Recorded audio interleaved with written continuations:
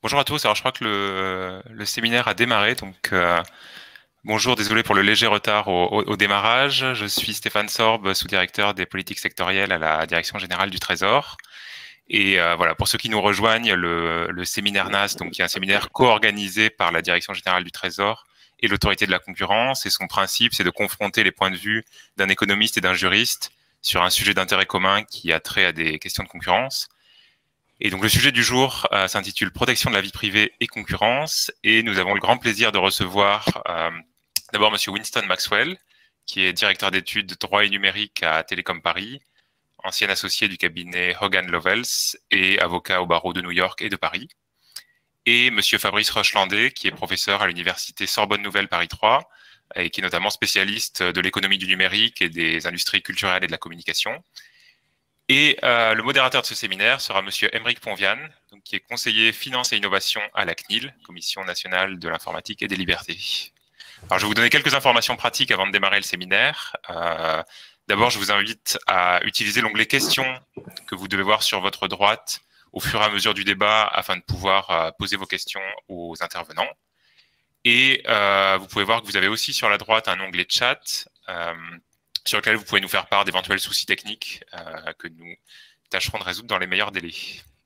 Voilà, donc avant de laisser la parole à Aymeric Ponvian, je voulais aussi vous rappeler que le ministère de l'économie et des finances et la Direction générale du Trésor sont signataires de la charte Jamais sans elle, qui vise à accroître la mixité, notamment la participation et la visibilité des femmes lors d'événements publics, en essayant autant que possible de proposer des panels mixtes. Alors, comme vous pouvez le voir, ce n'est pas le cas aujourd'hui. Tous nos panélistes sont des hommes.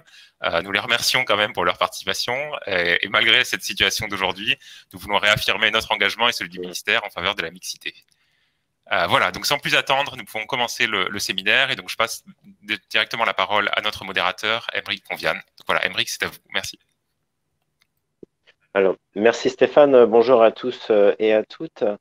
On est là aujourd'hui pour parler de l'articulation entre la protection des données et la concurrence selon deux lignes principales, le droit et l'économie.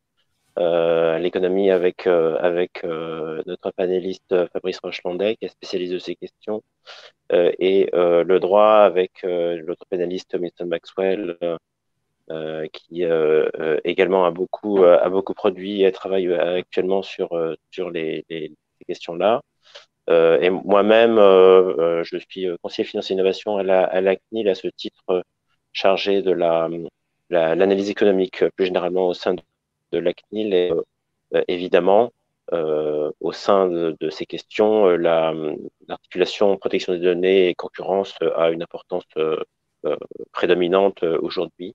Euh, les GAFA que vous connaissez prenant une importance de plus en plus structurante dans l'économie numérique ce rôle de l'économie des plateformes plus généralement dans l'économie numérique pose des questions diverses euh, sur le choix des consommateurs, sur l'analyse des fusions, sur la place des données dans la construction de la position dominante des acteurs. Euh, et évidemment, les autorités de régulation se saisissent de ces questions, chacune selon son mandat et potentiellement ensemble. Euh, enfin, vous savez, hein, l'économie des données personnelles, c'est beaucoup l'analyse des externalités négatives de l'exploitation des données. C'est aussi celle de la construction des modèles d'affaires. Euh, mais et dans l'économie des plateformes, il y a une place particulière de cela, puisqu'on a des modèles d'affaires gratuits pour lesquels la donnée permet de financer le modèle d'affaires. Elle est donc au cœur, complètement au cœur du fonctionnement de cette économie. Alors, euh, c'est pour ça que c'est important de réfléchir sur le rôle croisé de la protection des données et du droit de la concurrence euh, pour comprendre, agir dans ce domaine. Faut-il réguler? Comment? C'est un courant de recherche qui est naissant, qui est largement à construire, mais qui est aujourd'hui structurant. Euh, donc aujourd'hui, on va répondre à un certain nombre de questions qu'on peut présenter de façon très simple. Quelle est dans cette économie numérique, cette économie des plateformes, la valeur de la donnée, qui la capte, qui y a accès, comme quelles sont les conséquences concurrentielles et sur les droits des personnes de leur monétisation pour financer un service gratuit la plupart du temps. Et la gratuité, eh ben, elle pose tant à la protection des données qu'au droit de la concurrence des questions spécifiques. Euh, on va réfléchir sur cette table ronde en deux temps. Un premier temps sur le constat, les concepts, les raisonnements, comment s'articulent-ils, quels sont leurs effets croisés entre protection des données et droit de la concurrence. Et puis, dans un deuxième temps, un peu un temps de prospective, on va vers plus de régulation, mais pourquoi et pourquoi faire et selon quels outils.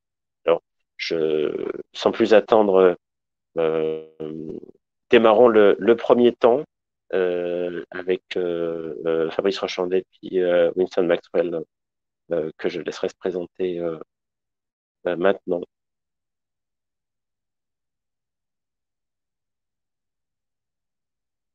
Je vais remettre mon micro.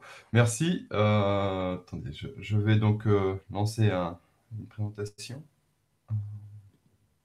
Voilà, je pense elle s'affiche. Oui.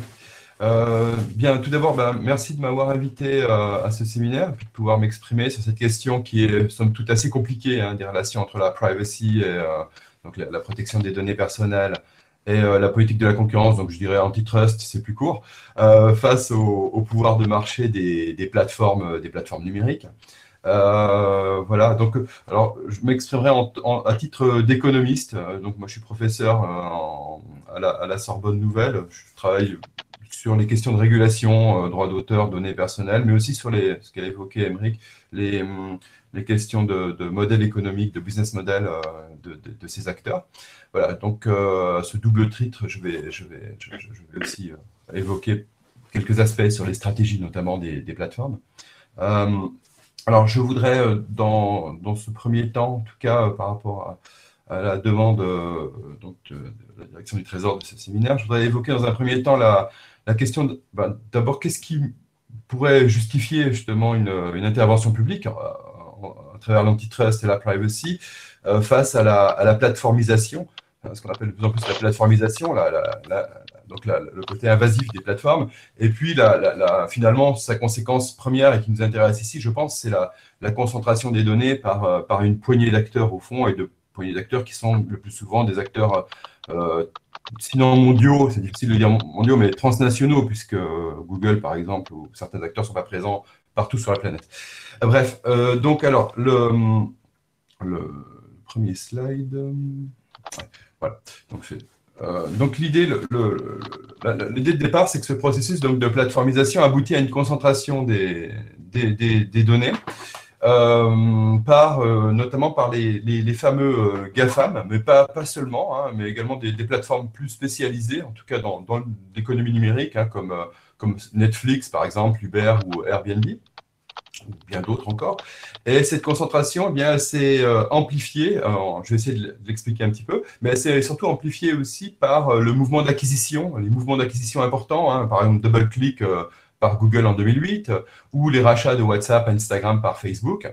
Et puis, cette amplification, elle se poursuit encore davantage avec les formes de ce que moi j'appelle de réplication déloyale, c'est-à-dire lorsque de nouveaux arrivants comme Snapchat finalement résistent face aux mastodontes, face aux géants du numérique comme Facebook, et finalement refusent d'être achetés, ce qui provoque des Instagram Stories, pour ceux qui connaissent, des WhatsApp Status, etc., et qui finalement sont des formes de clonage des services des résistants, comme Snapchat, et qui permettent en fait à des acteurs, là en l'occurrence Facebook, de collecter les mêmes types de données sans avoir à racheter ses concurrents. Donc ça accélère cette concentration des données. Et finalement, cette concentration des données, bien, à cela s'ajoute également, elle ne suffit pas en tant que telle, hein, ce n'est pas une mine d'or en tant que telle, il faut extraire l'or, il faut lui donner une forme de bijoux, si vous voulez. Et donc, ça s'accompagne par une sophistication des algorithmes et des outils d'analyse, notamment avec le machine learning maintenant, le deep learning, des données brutes, en fait, qui sont collectées. et autant de traitements statistiques, au fond, qui transforment la somme des données brutes, hein, qui n'ont pas forcément, je reviendrai là-dessus, mais qui n'ont pas forcément beaucoup de valeur. Hein. Mon âge, par exemple, n'a pas beaucoup de valeur en tant que tel pour Facebook, mais par contre, mon âge traité et combiné avec d'autres données devient exploitable et devient une donnée à haute valeur ajoutée. Alors, ça permet quoi? Bien, ça permet du côté des utilisateurs finaux d'avoir une offre de services très innovante, hein, de recherche d'informations, de matching, de recommandations, etc. Du côté des utilisateurs professionnels, ça permet le profilage, hein, pour créer une campagne de publicité ciblée, par exemple. Ça permet aussi la prédiction de comportement, ça permet la personnalisation des offres, etc. Et puis enfin, du côté des plateformes elles-mêmes, ça renforce leur capacité à se différencier des concurrents, hein, et à la fois se différencier sur les deux versants, puisqu'on est dans des économies de plateformes, à la fois vis-à-vis des particuliers, des utilisateurs finaux de leurs services, et des utilisateurs professionnels. Donc voilà, donc ça permet en fait, j'allais dire quelque part, d'augmenter le bien-être social, puisque ça permet une diversification des produits, des usages innovants, des services innovants, et puis finalement aux plateformes de figurer, aux plateformes qui sont centrales, les GAFAM, de figurer parmi les principales capitalisations boursières mondiales. Donc, au fond, si je m'arrête là, tout irait pour le mieux dans le meilleur des mondes marchands, si cette concentration, il n'y avait pas un revers de la médaille en quelque sorte, elle n'aboutissait pas finalement elle n'aboutissait qu'au fond qu'à des innovations économiques, ce qui n'est et du bien-être social, ce qui n'est évidemment pas le cas. On le constate tous les jours, hein, tous les mois, on a une affaire pour que simplement, malheureusement, la collecte et l'exploitation massive des data par les plateformes, eh bien, engendre des effets négatifs, hein, notamment en matière de vie privée, et puis contribue au renforcement jusqu'à parfois l'abus de pouvoir de marché, de position dominante de la part des plateformes, hein, notamment via des effets qui sont bien connus des économistes, hein, que l'on appelle les effets de réseau, et les logiques, pour certains, qui vont jusqu'à des logiques de winner take all, notamment pour les GAFAM, où vous avez des formes de compétition qui ne sont plus des compétitions sur le marché, hein, mais des compétitions pour remporter le marché. Facebook, par exemple, Google monopolise la recherche, quasiment monopolise la recherche d'informations, Facebook, la mise en relation des individus, etc. Alors, il y a énormément d'affaires, hein, je ne vais pas toutes les évoquer, je pense que Winston en évoquera certaines, mais il y a l'affaire qui a eu un grand retentissement, Cambridge Analytica, par exemple, en 2018, et puis les nombreuses condamnations à répétition de Google par les autorités antitrust, notamment européennes, ces dernières années. Donc, souvent, l'idée, c'est que les GAFAM imposent leur modèle économique, imposent des commissions qui sont souvent jugées excessives et des conditions d'utilisation qui sont jugées notamment également excessives dans de nombreux secteurs et pour de nombreuses pratiques, de nombreux usages. Alors, pour les consommateurs, eh bien, outre les effets observables en termes d'atteinte à la vie privée, hein, ou atteinte à l'autonomie individuelle, par exemple comme la dépendance aux médias sociaux, on entend beaucoup parler d'études sur notamment Instagram, la dépendance des utilisateurs d'Instagram et tout ce que ça crée comme problème. Outre également des effets visibles, hein, d'externalités négatives comme le risque de harcèlement ou de fraude en ligne, eh bien, de problèmes de sécurité aussi, de fuite de données, eh bien, l'acquisition, à côté de ces effets, donc, on va le voir, qui sont plutôt des effets traités par la régulation donc de protection des données personnelles, à côté, il y a d'autres effets indésirables, d'autres effets négatifs liés à l'acquisition de positions dominantes, voire monopolistiques, hein, qui peuvent aboutir notamment à une baisse, à terme, à une baisse de qualité de service, à un sous-investissement des opérateurs de plateforme dans la protection de la vie privée et des données, à moins d'innovation, au blocage, voire au blocage de l'innovation, hein, quand on empêche certains nouveaux entrants d'accéder au marché par l'érection de barrières à l'entrée.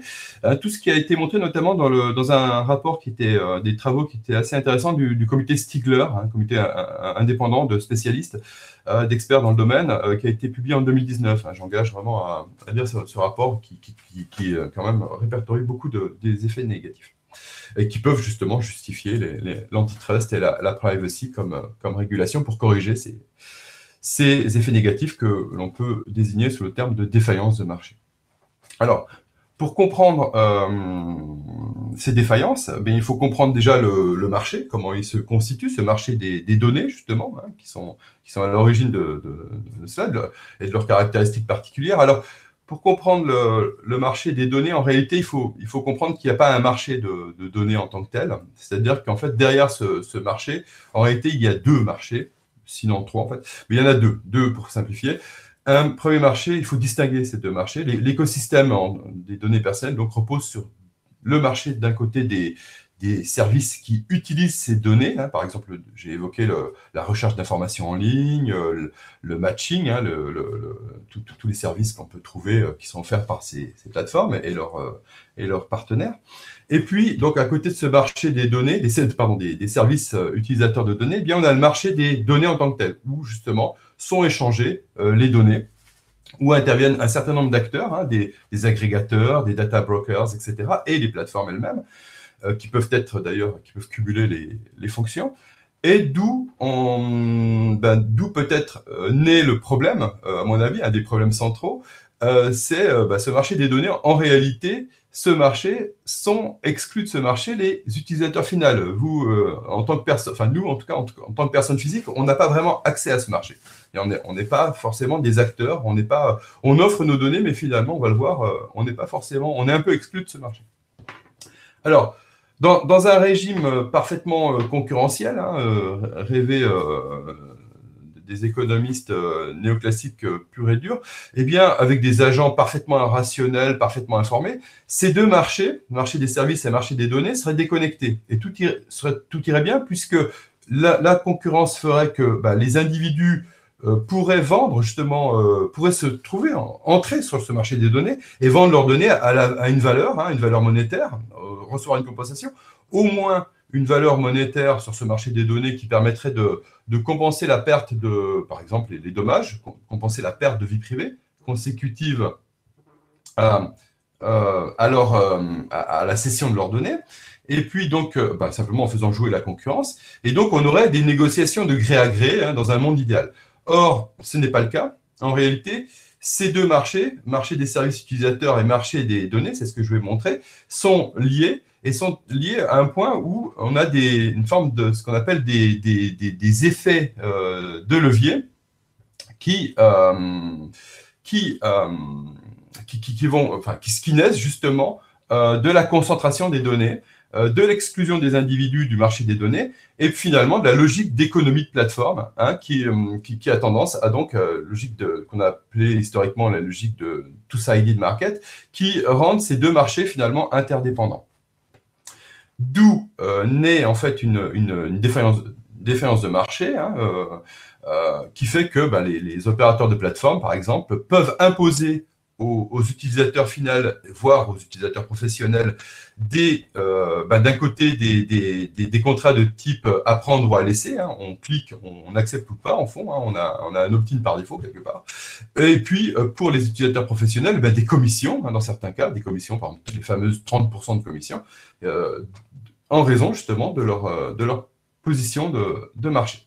Alors, donc, qui crée une défaillance. Alors, comment on peut l'analyser, comment on peut la qualifier, cette défaillance de marché? En réalité, elle est nourrie par trois facteurs, cette défaillance de marché.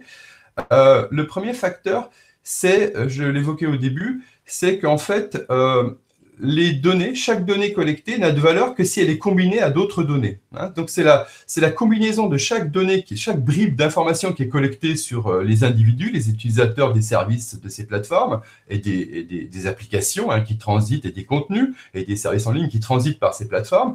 Eh bien, chaque bribe d'information est traitée en relation avec d'autres informations, notamment celles qui sont déjà détenues par la plateforme, sur les autres individus, par exemple.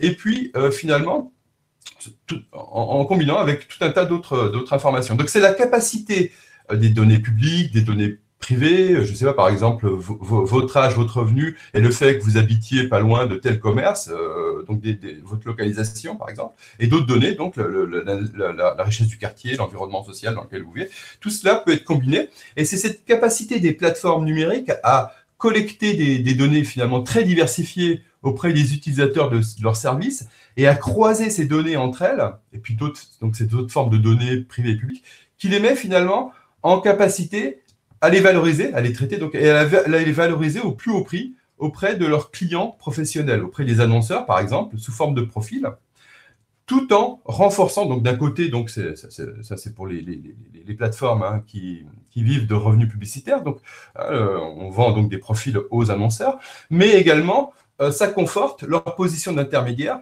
qui deviennent notamment incontournables, hein, d'intermédiaires qui deviennent incontournables pour quiconque, quelconque entreprise qui souhaite accéder aux utilisateurs des services qui transitent par ces plateformes. D'accord. Par exemple, ainsi, Facebook, si vous voulez accéder, enfin, Facebook est un intermédiaire incontournable, avec plus de 2,7 milliards d'utilisateurs par exemple sur la planète. Alors, il y a des exemples intéressants sur cette première source, hein, cette première source qui nourrit la défaillance de marché. C'est l'exemple, par exemple, de Fleury et d'Apple. Fleury, je trouve que c'est un exemple assez intéressant de combinaison de données. C'est un exemple d'autant plus intéressant, le couple Fleury-Apple, que finalement, vous allez voir, ça rend peut-être l'application de l'antitrust et de la privacy. C'est un cas redoutable, en fait, en matière d'antitrust et de privacy. Alors, c'est quoi Fleury, hein, qui s'écrit F-L-U-2-R-I, pour ceux qui ne connaissent pas c'est un agrégateur de données. Hein, c'est un agrégateur de données qui collecte des données auprès de chaque application qui passe par l'App Store d'Apple hein, et qui combine des données très diversifiées. Chaque fois que vous utilisez une application, vous donnez une bribe d'informations et ces informations, bien, elles sont collectées et agrégées et traitées par ce type d'acteur hein, qui ressemble un peu à DoubleClick et qui permet quoi bien, qui offre des profils à des annonceurs, qui permet donc des publicités ciblées et en contrepartie de quoi eh bien, des données que collecte cet agrégateur eh bien, et des paiements des annonceurs pour pouvoir placer des publicités ciblées sur les différentes applications qu'on utilise, par exemple via les smartphones ou via les iPhones, eh bien, ça Fleury rémunère les développeurs. Alors, quel est l'intérêt pour Apple de ce mécanisme d'agrégation et de combinaison de data? Eh bien, justement, c'est d'offrir, c'est un mécanisme incitatif très fort pour les développeurs d'applications puisque c'est un revenu et donc ça les incite à offrir sans arrêt des applications. C'est un revenu récurrent d'ailleurs, hein, les revenus publicitaires, et qui peut être assez important et qui finalement les incite à offrir des applications fraîches, renouvelées sans arrêt, continuellement sous l'App Store. Et donc pour Apple, indirectement, et sans qu'Apple n'ait rien à voir dans toute cette opération, au fond, hein, Apple ne collecte pas de données, hein, ça se passe uniquement entre les développeurs d'applications et cet agrégateur, eh bien, c'est un outil très puissant pour Apple pour différencier son matériel, hein, tout son hardware, tous les terminaux que Apple peut vendre. Donc, quelque part, ça conforte. C'est une forme d'exploitation indirecte de données par Apple. Hein. On pourrait penser qu'Apple, finalement, se fiche des données personnelles de ses clients, hormis pour du design ou pour améliorer l'ergonomie de son matériel. Mais non, en fait, l'exploitation et la concentration des données par certains agrégateurs, finalement, est une forme d'exploitation indirecte d'Apple de ces données et qui permettent de conforter son pouvoir de marché sans que lui-même exploite directement ses données personnelles. Donc, quelque part, ça peut être, c'est un cas finalement qui peut apparaître comme un cas redoutable d'application de l'antitrust et de la privacy. Hein, si on veut en tout cas essayer d'attaquer Apple. Beaucoup plus redoutable finalement que Google ou Facebook, où là le métier de Google et Facebook évidemment est d'exploiter, de collecter, de traiter directement ces données. Alors voilà pour la première la première source de faille de marché qui peut rendre difficile l'application je regarde en même temps mon temps.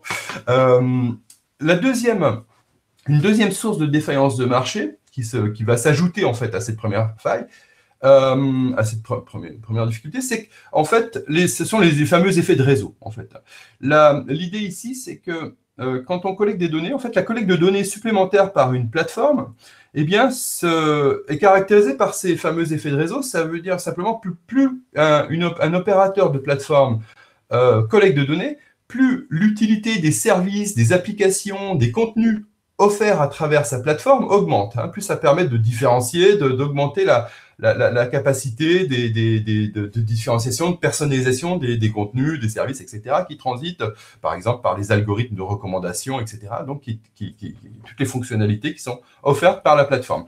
Et donc, plus la valeur de cette plateforme, hein, la valeur de cette plateforme, donc la valeur de la plateforme, des fonctionnalités de la plateforme, plus les contenus, plus les services, plus les applications qui transitent par cette plateforme, eh bien, cette valeur économique marchande augmente. Et donc, plus le pouvoir de marché des opérateurs de plateformes numériques augmente lui-même et le met en état d'imposer des conditions favorables à ses intérêts à la fois auprès des utilisateurs finaux de la plateforme, donc par exemple par des conditions de take it or leave it, par exemple, où vous cliquez, vous acceptez ou vous sortez. Si vous n'êtes pas d'accord avec les dernières conditions de WhatsApp, eh bien tant pis pour vous, vous allez aller voir d'autres services, ou tant mieux pour vous, je ne sais pas.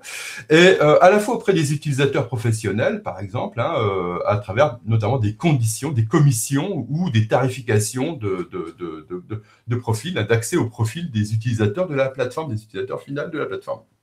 Donc, plus, pour prendre plein d'exemples, pour prendre l'exemple de Google, plus, par exemple, Google diversifie ses capacités à collecter des données, plus ses services de recherche d'information s'améliorent, son moteur de recherche, mais aussi Google Maps, mais aussi tous les services en fait qui sont utilisés de la suite Google, et plus finalement ces utilisateurs sont verrouillés sur ces services. Donc il y a un effet de ce qu'on appelle de verrouillage ou de lock-in, qui plus vous avez des difficultés à sortir de l'offre puisque vous êtes enfermé dans l'univers des outils Google. Au point où, par exemple, je profite pour citer le cas de la Sorbonne Nouvelle, où nous, on utilise Google Suite for Education, qui enferme non seulement les administratifs, non seulement les enseignants, mais les étudiants.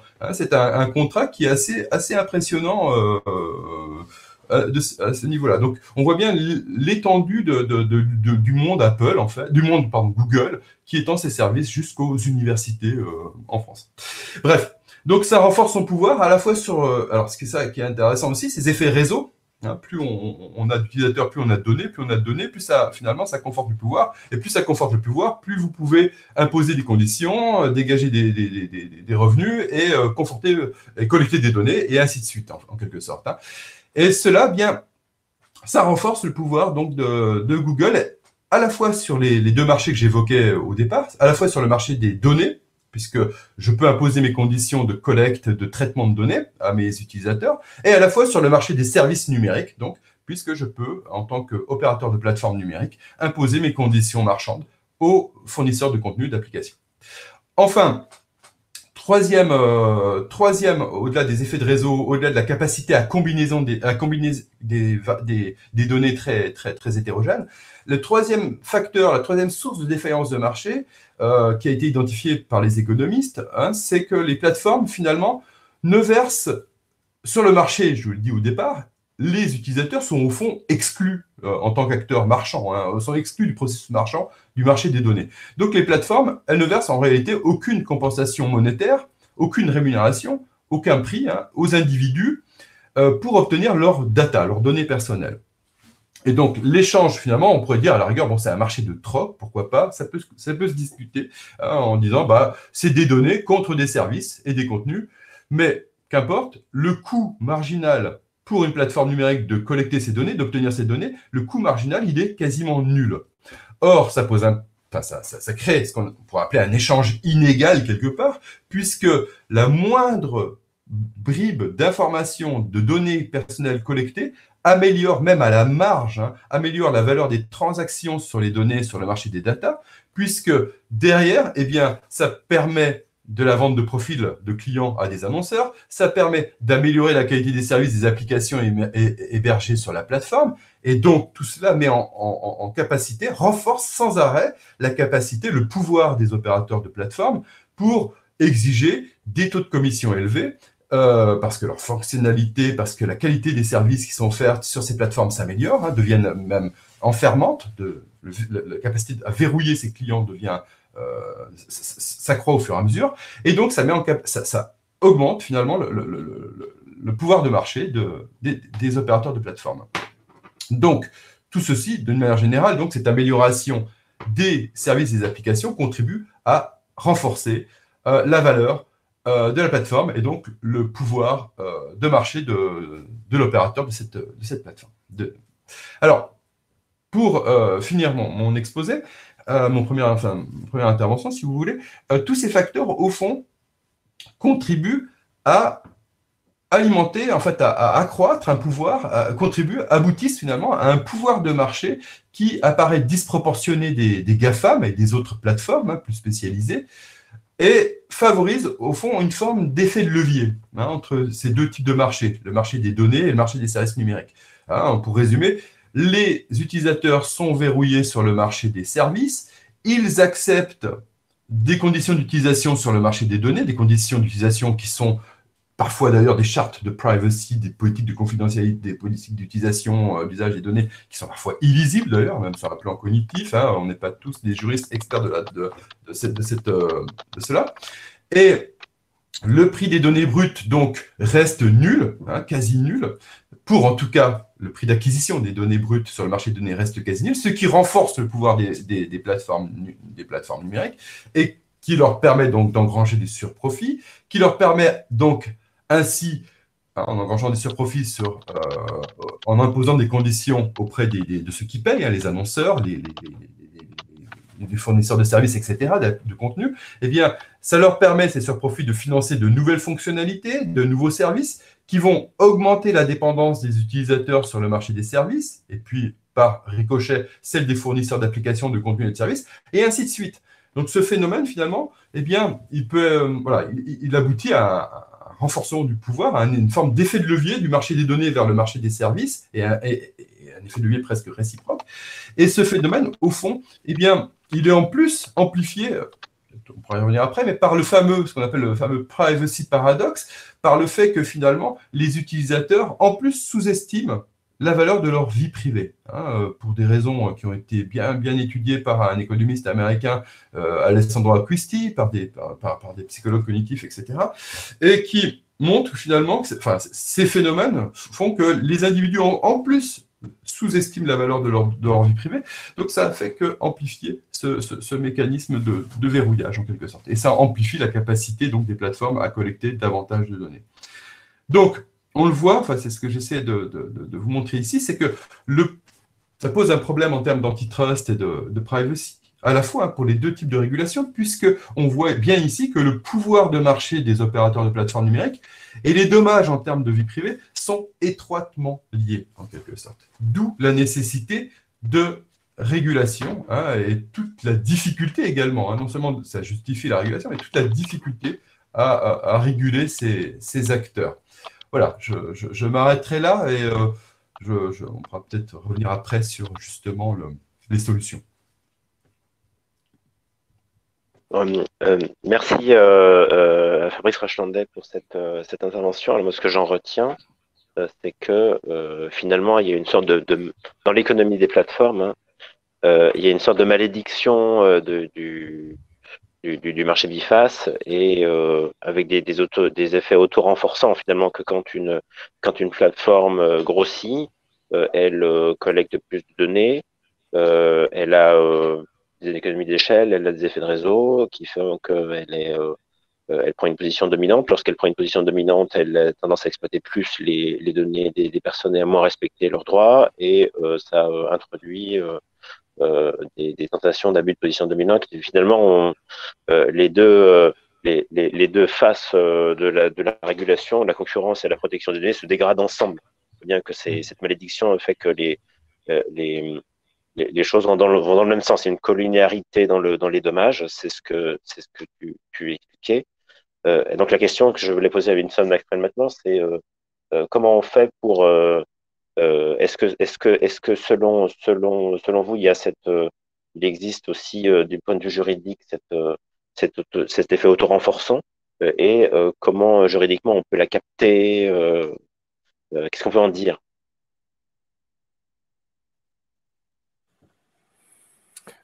Le côté juridique est compliqué. Ce que je vais démontrer dans mon exposé par le fait que les données personnelles, c'est à la fois un droit fondamental et un bien économique.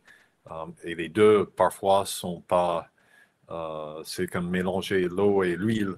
Ce n'est pas forcément compatible de parler des deux choses en même temps. Donc, Émeric, est-ce que je procède avec ma présentation, du coup?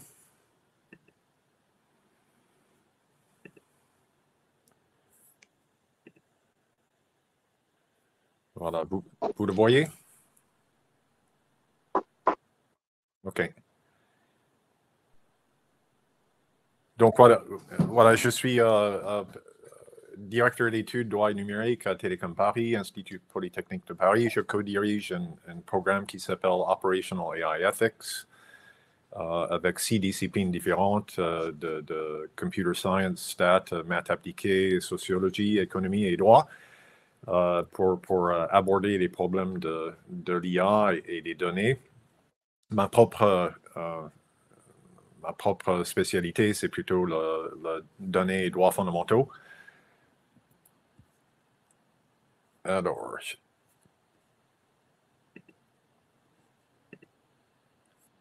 OK, donc ce que j'ai commencé à dire, c'est avant d'aborder la problématique de vie privée et droit de la concurrence, il faut garder en tête que la donnée personnelle reflète deux philosophies qui sont pas forcément compatibles entre eux. Et donc, c'est ça. Je suis sûr que, Émeric, au sein de la CNIL, vous avez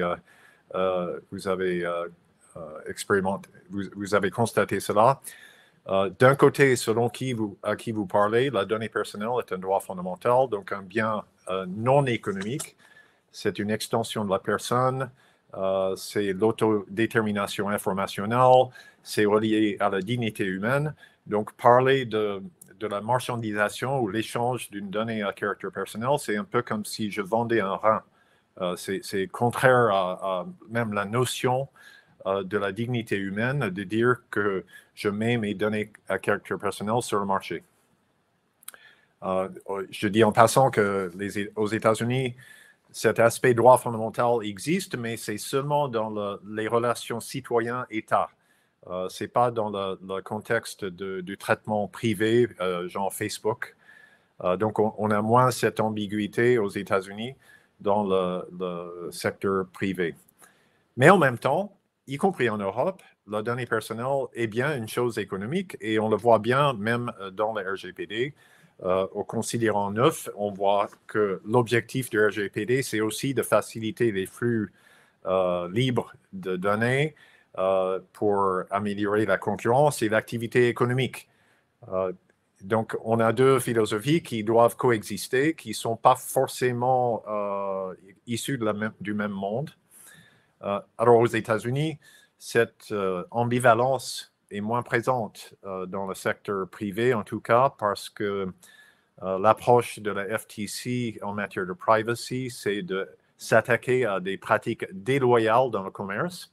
Et cette définition de ce qui est déloyal s'appuie depuis les années 80 sur une analyse économique du bien-être social. Et donc, on est beaucoup plus dans une logique qui est compatible avec une logique économique aux États-Unis.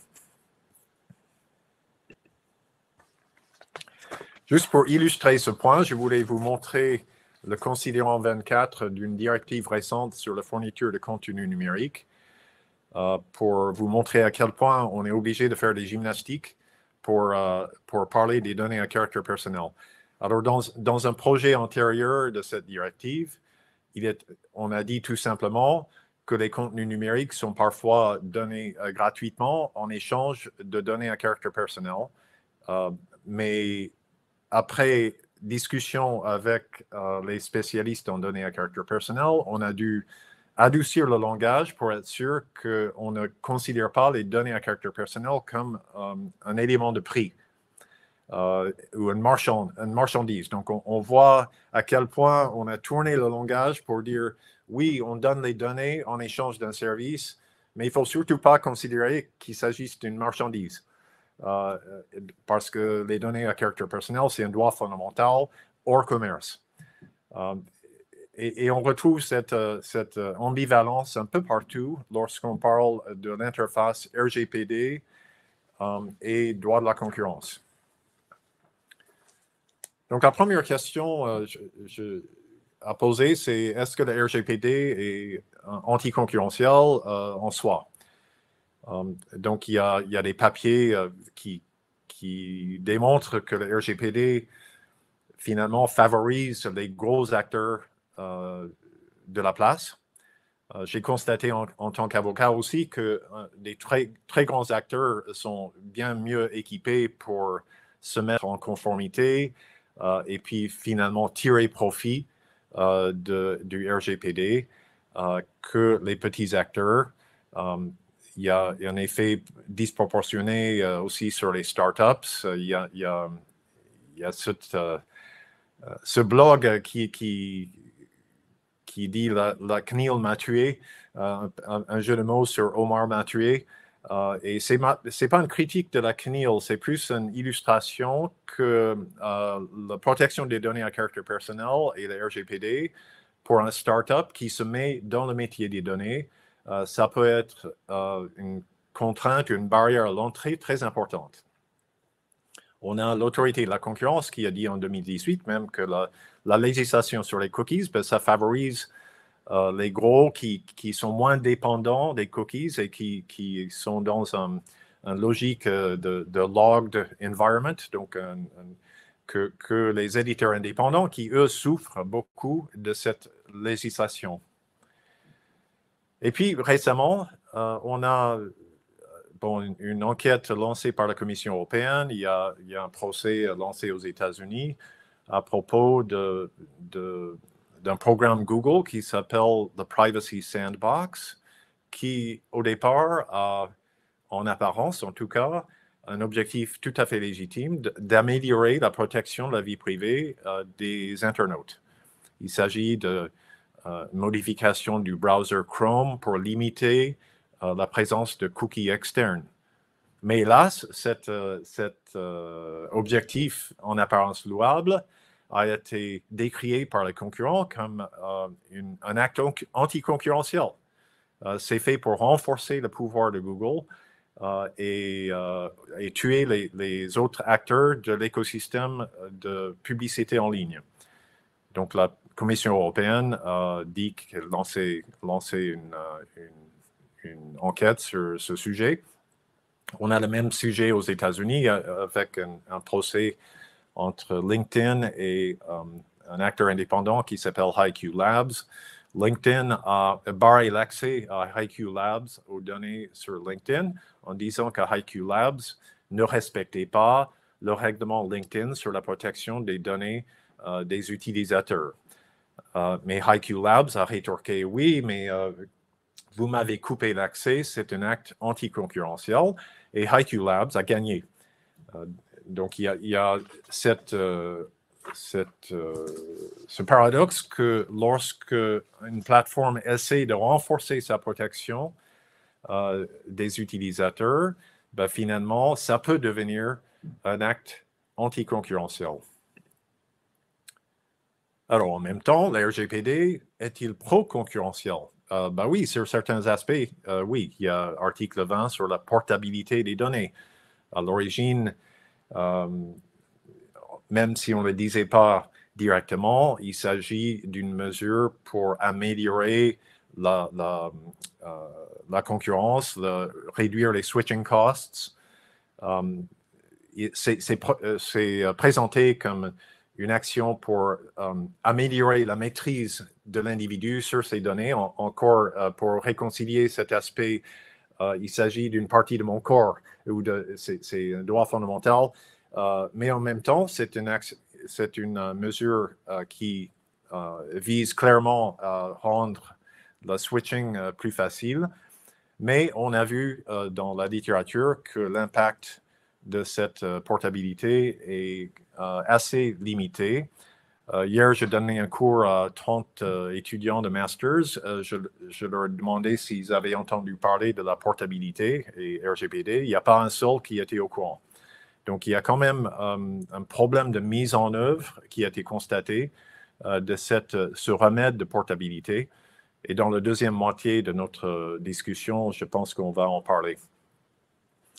Le prochain sujet, c'est finalement, est-ce que le RGPD est pro-concurrentiel parce qu'il favorise une concurrence autour de la protection des données en termes comme critères de qualité?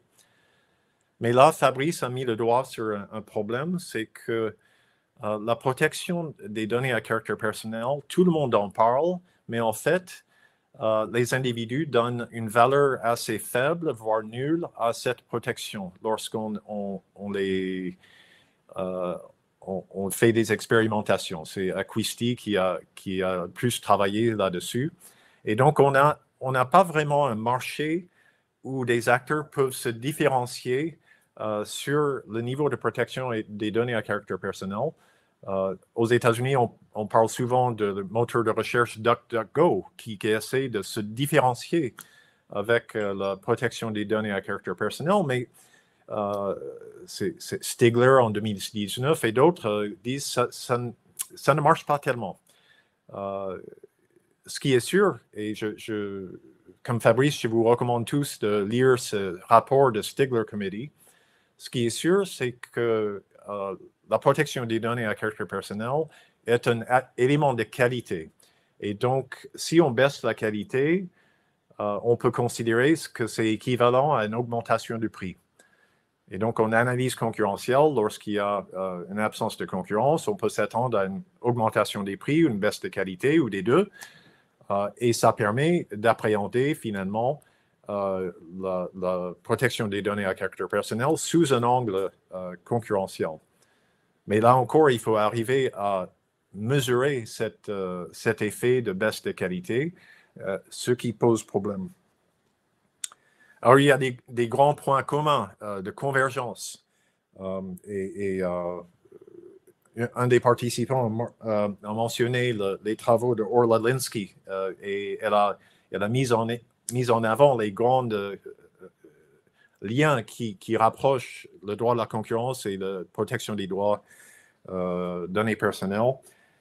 En effet, on cherche tous les deux à protéger, à augmenter le bien-être du consommateur. Et tous les deux, et c'est un autre papier qui le met en avant, tous les deux, ils sont centrés sur le concept de loyauté ou de fairness. Donc, on peut trouver des cas de convergence. Maintenant, pour arriver vers la fin de mon exposé, je voulais vous parler du cas Facebook. Parce que en tant que juriste, c'est le cas en Europe, en tout cas, qui est le plus intéressant sur l'interface entre droit de la concurrence et protection des données à caractère personnel. Alors, en 2019, l'autorité de la concurrence allemande a ordonné à Facebook de cesser la collecte de données relatives à des sites ou propriétés extérieures à Facebook, en estimant que c'était une collecte excessive de données et que le consentement n'est pas une base légale valable parce qu'il n'a pas été librement donné. C'est un peu ce que disait Fabrice Rochelandais sur le « take it or leave it ». Une entreprise en position dominante qui demande un consentement, c'est pas vraiment donner un choix à l'utilisateur. Donc, pas librement donné, donc pas de consentement, violation RGPD, et donc violation égale abus de position dominante. C'était la conclusion du Bundeskartellamt. Alors, une action en référé devant la Cour d'appel de Düsseldorf. La Cour d'appel de Düsseldorf a critiqué la position de Bundeskartellamt en disant il ne faut pas confondre les objectifs de RGPD et de droit de la concurrence. Il s'agit de deux choses différentes. Et vous avez fait un raccourci entre une violation de RGPD et un impact et une diminution de la concurrence. Vous n'avez pas suffisamment étayé le lien entre les deux et donc je suspends l'ordonnance en attente d'une décision sur le fond. Le Bundeskartellamt a fait appel à la Cour fédérale et la Cour fédérale a reconsidéré la matière en disant non, Düsseldorf a tout faux. Finalement, la réduction du choix des consommateurs est très bien un impact sur la concurrence. Les consommateurs sont des agents économiques en tant que tels et réduire leur choix constitue à réduire la concurrence. Et puis, cette Cour fédérale a fait un raisonnement contrefactuel assez intéressant sur lequel je reviendrai dans une minute. Donc, les grands thèmes de ce cas, d'abord, il y a un problème de compétences territoriales. Je n'ai pas parlé de ça parce que c'est vraiment un sujet RGPD, mais clairement, un des soucis, c'est que le Bundeskartellamt, son action était l'équivalent de contourner les règles territoriales du RGPD, parce que dans le RGPD, il y a un système de siège principal en Europe, et donc normalement, c'est l'autorité irlandaise qui devrait, dans le cas Facebook, mener la bataille pour ce genre d'affaires. Mais il y a une question qui est plus pertinente pour notre discussion aujourd'hui, c'est la question de la spécialité des instruments législatifs. Est-ce qu'il faut finalement, lorsqu'on voit une violation, privilégier la législation spécifique plutôt que le droit de la concurrence? On a eu cette discussion en droit des télécommunications avec l'affaire Trinco aux États-Unis. La Cour suprême a dit, oui, il faut, quand il y a une régulation spécifique en télécommunications, c'est ça qu'il faut privilégier et pas le droit de la concurrence. En Europe, l'arrêt Deutsche Telekom dit un peu le contraire, c'est-à-dire il y a la place pour les deux, même s'il y a une pratique et une régulation encadrée du point de vue des droits de télécommunications, ça ne veut pas dire qu'il n'y a pas à l'intérieur de cet univers régulé, il n'y a pas des pratiques abusives. Donc, il y a de la place pour les deux. Donc, on est un peu au même stade en Europe sur le principe de est-ce que le RGPD doit finalement être respecté comme un domaine un peu préservé ou pas. Il y a aussi le principe de droit fondamental qui s'appelle non bis in idem. On ne peut pas être condamné deux fois par le même acte. Et là, il y a tout récemment, au mois de septembre, il y a une conclusion de l'avocat général dans une affaire de télécommunication, encore une fois, qui disait que dès lors que les deux corps de législation ne protègent pas les mêmes valeurs sociétales, ben, on peut agir sur les deux fronts en même temps. Et puis, cet raisonnement contrefactuel de la Cour fédérale allemande était intéressante, qui se pose la question, s'il y avait un environnement concurrentiel dans l'affaire Facebook, quel serait le niveau normal de protection qui en découlerait? Et donc, cet raisonnement contrefactuel est assez fréquent en matière de droit de la concurrence. On se demande ce qui serait la situation s'il y avait une concurrence effective entre les acteurs. On peut faire la même chose en matière de données personnelles et le cours dit finalement, dans un environnement concurrentiel, on s'attendrait à ce que finalement il y a des trackers et qu'on piste les utilisateurs au sein de l'environnement Facebook en tant que tel, mais on ne s'attendrait pas normalement à ce qu'on piste l'activité des internautes sur des sites extérieurs. Et ça rejoint le raisonnement de la FTC qui se base aussi sur le expectation, reasonable expectation des utilisateurs. Est-ce qu'un utilisateur va être un peu surpris pour dire, tiens, c'est un peu aberrant, c'est pas normal. Donc là aussi, je trouve que cet raisonnement contrefactuel serait assez utile comme un point de rassemblement entre les données personnelles et le droit de la protection des données personnelles. Et le droit de la concurrence. Et là, c'est mon dernier slide. Après, je me tais. Antitrust et privacy aux États-Unis. On en a parlé déjà un peu. Privacy est un élément de la protection des consommateurs, l'article 5 de la FTC Act, qui met l'accent sur ce qui est déloyal ou trompeuse dans le commerce. Et on on dit souvent que les États-Unis n'ont pas de privacy law, c'est vrai, et on n'a surtout pas la même optique droit fondamental que l'Europe. Néanmoins, la FTC utilise ce moyen de manière assez efficace, à tel point qu'il y a une sanction contre Facebook de 5 milliards en 2019, qui bat tous les records de sanctions en matière de données à caractère personnel. Et ça, c'est utilisé à travers les pratiques d'accords transactionnels, consent decrees, que les États-Unis affectionnent beaucoup.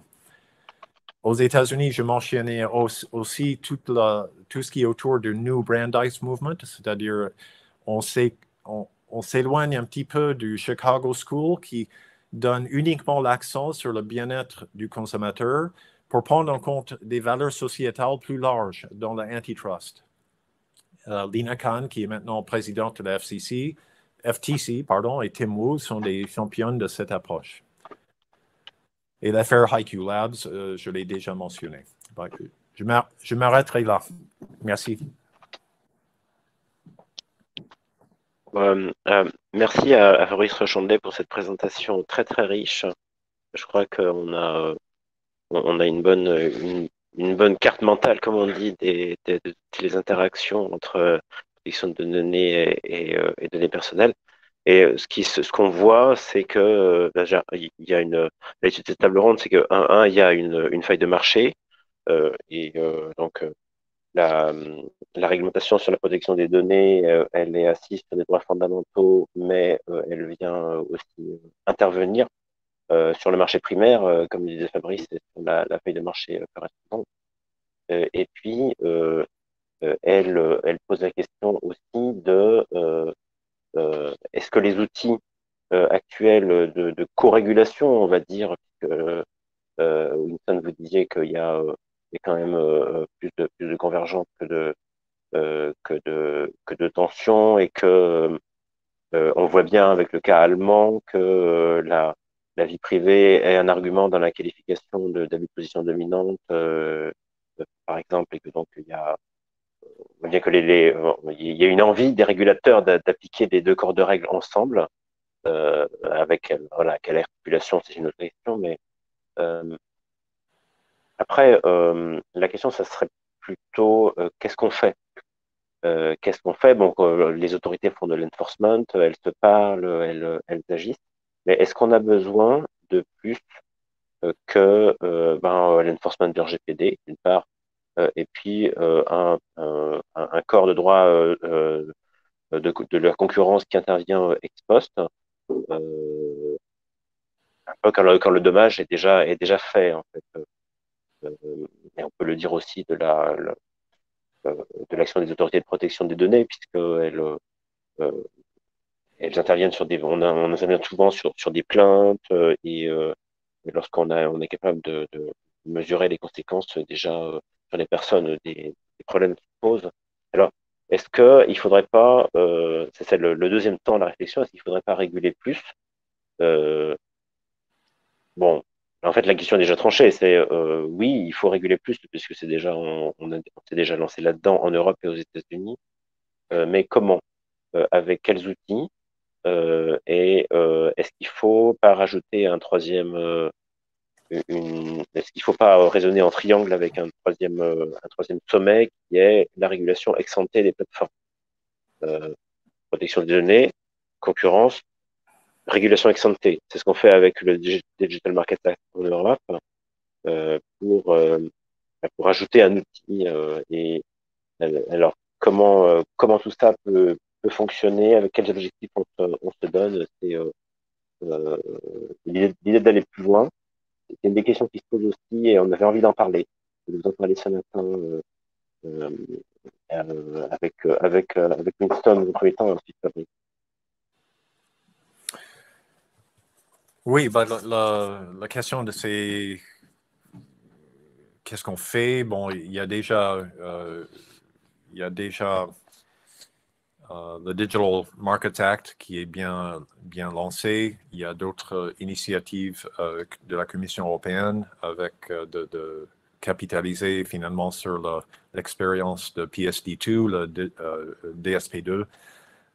Digital Service pour les services de paiement, avec une initiative de la Commission qui s'appelle Open Finance, qui va étendre le PSD2 à d'autres informations bancaires et investissements.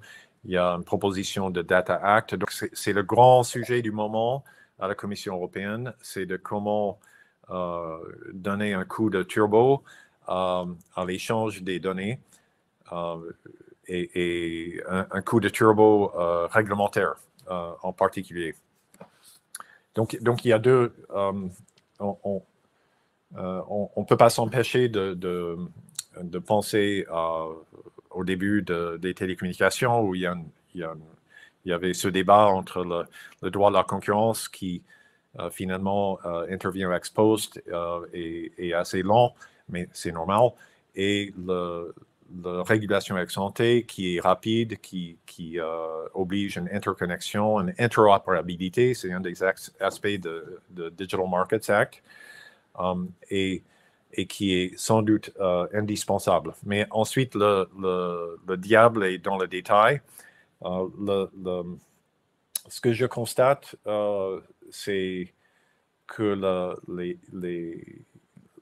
les autorités de données à caractère personnel en Europe n'ont pas les mêmes possibilités de faire des accords transactionnels ou le système d'engagement que les accords que les autorités de concurrence.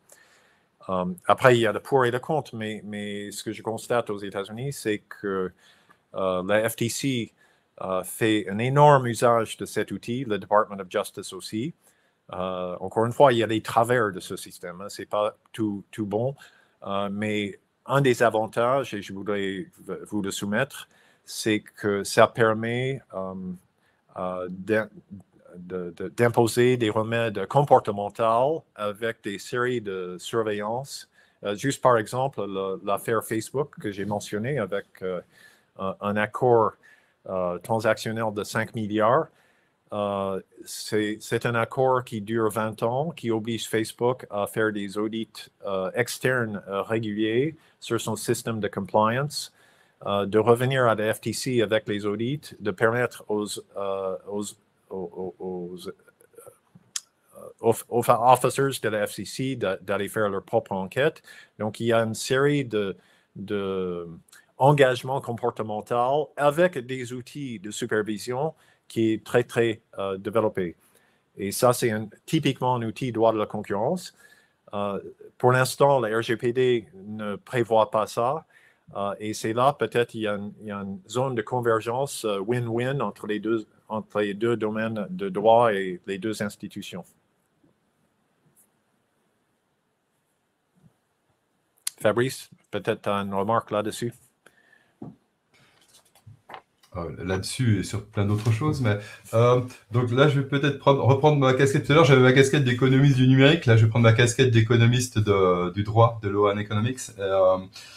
Alors pour réagir, oui, déjà peut-être une réflexion, mais avant d'ajouter de nouvelles briques réglementaires et de régulation, peut-être c'est d'abord intéressant d'évaluer quand même, de voir un peu les arguments et d'évaluer un peu l'efficacité des grands types de régulation déjà en place.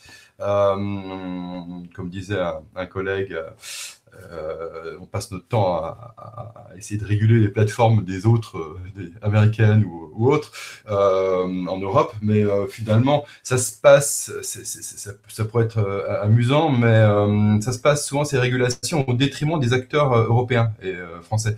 Là, je pense par exemple à tout le débat, je ne vais pas le rappeler ici, mais peut-être Winston, tu pourras en dire deux mots si tu veux, sur le débat sur la directive sur les services des paiements, et tout ce que ça comporte d'effets négatifs pour nos braves banques et d'autres acteurs d'ailleurs, à l'avantage finalement des GAFAM, quoi. Donc, enfin, il y a un problème dans ces réglementations ex ante, c'est que sur le papier, on est d'accord qu'il faut faire quelque chose. Et à cet égard, d'ailleurs, peut-être qu'on pourrait discuter enfin là, ce que je pourrais évoquer, c'est un peu le débat antitrust versus privacy, peuvent paraître comme des régulations qui sont plutôt qui ont des effets contradictoires. Je vais revenir un peu là-dessus quand même, parce qu'il y a un long débat, en fait, c'est très ancien le débat chez les économistes. Ça a commencé dans les années 60 avec des économistes comme Richard Posner, qui est très connu, hein, qui rappelait que finalement, laissons faire le marché. La privacy, c'est une couche réglementaire, ça rappelle un peu les débats actuels en fait, hein, la roue tourne, mais enfin on revient toujours au même. C'est qu'en fait finalement l'antitrust pourrait être suffisant. Les droits en fait c'est une position qu'on appelle une position minimaliste, enfin comment on appelle, oui, enfin rudimentaire, c'est-à-dire les droits fondamentaux suffisent en fond et il n'y a pas besoin de rajouter des briques de réglementaires en plus. Et l'argument notamment qui a été repris à partir de l'approche de Chicago, c'était de dire finalement si vous voulez protéger la vie privée des gens, il suffit de faire respecter la concurrence sur le marché. Et là, vous avez toute une littérature depuis, hein, même beaucoup plus récente, hein, qui traite de Swire à plein d'auteurs, en fait, qui montrent finalement que la concurrence pourrait avoir des effets vertueux. Donc, il faut essayer de casser les monopoles, démanteler les monopoles, faire de la séparation structurelle. Enfin, ça peut justifier tout un tas d'antitrust, qui est une régulation plutôt ex post, effectivement, mais qui peut avoir des effets pro-privacy, et donc on a une régulation 2 en 1, en quelque sorte. Pourquoi? Parce que quand on fait jouer la concurrence, eh bien, les consommateurs peuvent à leur tour faire jouer la concurrence, et donc on pourrait avoir des arguments. L'exemple qui est cité, Winston, est excellent, hein, sur le Google Privacy Sandbox. On va utiliser la privacy, finalement, en faisant une espèce de concurrence vers la mieux-disance. Hein. Chaque acteur concurrent va dire moi, je suis plus protecteur, mais c'est une vieille histoire. Hein. Google avait mis ça en avant face à Yahoo, Facebook, chaque acteur, les GAFAM sont les plus vertueux possibles en matière de privacy et de respect de la vie privée. Dans leur grande concurrence, on le sait, hein, ils sont tous en concurrence permanente. Chacun ayant comme, au-delà de ça, chacun ayant comme son marché, étant en fait un peu en monopole quand même. Mais bon, on voit les limites, c'est-à-dire que la privacy sert finalement d'argument de vente, d'argument marketing, au fond, mais est absolument pas respecté. La preuve, toutes les affaires qu'on a pu évoquer précédemment. Et puis, en plus, quand on prend la concurrence comme instrument de régulation pro-privacy, qui aurait des vertus, donc on continue cette approche à la Posner. Je reviens, moi, sur les travaux d'Acquisti, hein, qui ont donné lieu à pas mal de raffinements dans le domaine, hein, des études en économie expérimentale, notamment. C'est que finalement, il y a aussi cet effet qu'on appelle l'effet diamant, en fait. C'est-à-dire les consommateurs souverains qui sont bien informés, qui sont capables de mettre en concurrence, finalement, de lire les chartes de privacy, de dire « Ah ben là, non, ça va pas. Donc, si ça va pas chez Facebook, ou si ça va pas chez Google, je vais aller chez DuckDuckGo. » Winston l'a rappelé, ça marche pas. Pourquoi? Parce qu'il y a une rationalité limitée des consommateurs, parce qu'ils ne sont pas pleinement informés, parce que il y a énormément de facteurs qui font que les consommateurs sous-évaluent leur vie privée. Hein, c'est un privacy paradoxe, mais qui est très bien expliqué par l'économie comportementale. Et donc, ça ne marche pas du tout. Alors, face à cela, on pourrait se poser la question, est-ce qu'on ne peut pas partir du côté de la régulation de la privacy? Est-ce que finalement, il n'y a pas des effets concurrentiels? Et on l'a évoqué au début, Winston aussi et Emmerich l'ont rappelé, il y a le droit à la portabilité des données qui a été beaucoup mis en avant. Alors, qui est issu quand même de la privacy, le droit à la portabilité, mais qui a des effets concurrentiels évidents. Ça veut dire, en gros, là, encore une fois, on va faire jouer le rôle central au consommateur. On le fait de nouveau rentrer sur le marché des données, quelque part, puisqu'on lui dit, le marché des données est, en étant en plus, acteur sur le marché des services. Donc, sur le papier, le droit à la portabilité, c'est merveilleux. Pourquoi? Parce que ça permet de dire, moi, si je ne suis pas content de Facebook, parce que j'estime que Facebook nuit à ma vie privée, à ma quiétude, ou ce que vous voulez, ou permet de la discrimination par les prix crée des préjudices pécuniaires à mon égard, à mon encontre, eh bien, je prends mes données, le RGPD d'ailleurs le permet, je prends mes amis, je prends les services, je prends mes habitudes et tout ce qui va avec, et je vais voir du côté du concurrent de Facebook.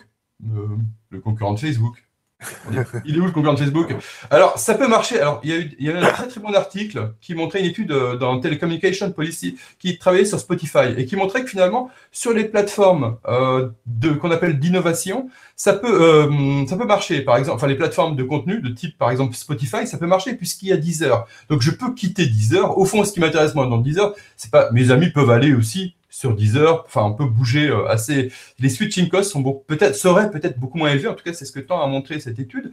Et dire finalement, ça peut marcher. Je peux prendre mes données et puis aller de partir de Spotify vers Deezer ou d'autres services, hein, pourquoi pas. Mais ce qui nous intéresse ici, peut-être, c'est davantage les acteurs comme les GAFAM. Et les GAFAM, non, en fait, on ne peut pas sortir facilement en fait, de ces données. Donc, le droit à la portabilité, effectivement, sur le papier, ça pourrait faire jouer une concurrence, ça pourrait avoir un impact. Et après, tous les GAFAM peuvent tout à fait mettre en avant le droit à la portabilité en disant « c'est super, c'est génial, ça a des effets vertueux ». Pourquoi pas? Moi, je sais pas comment les lobbyistes de Facebook, Google et compagnie agissent, mais à mon avis, ils ont tout à fait intérêt à défendre le droit à la portabilité, puisque c'est tout à fait à leur avantage, parce qu'ils savent très bien qu'il y a un verrouillage et des switching costs qui rendent totalement impossible. Et je rajoute encore un dernier aspect, parce que je ne vais pas monopoliser la parole, et je vais peut-être laisser Stevenson réagir, mais il y a aussi un aspect, de biais, encore une fois, de biais cognitifs. Hein. Les individus, est-ce qu'ils ont vraiment intérêt à faire jouer, à faire l'effort cognitif et surtout à essayer de convaincre tous leurs amis de quitter une plateforme pour aller sur une autre. Donc le droit à la portabilité. Alors, et puis un dernier petit point aussi. Là, je parle des individus, mais je pourrais aussi reprendre ma casquette d'économiste du numérique et industriel. C'est quelque part le droit à la portabilité. On peut aussi dire, et je pense, que ça peut avoir des effets anti-innovation.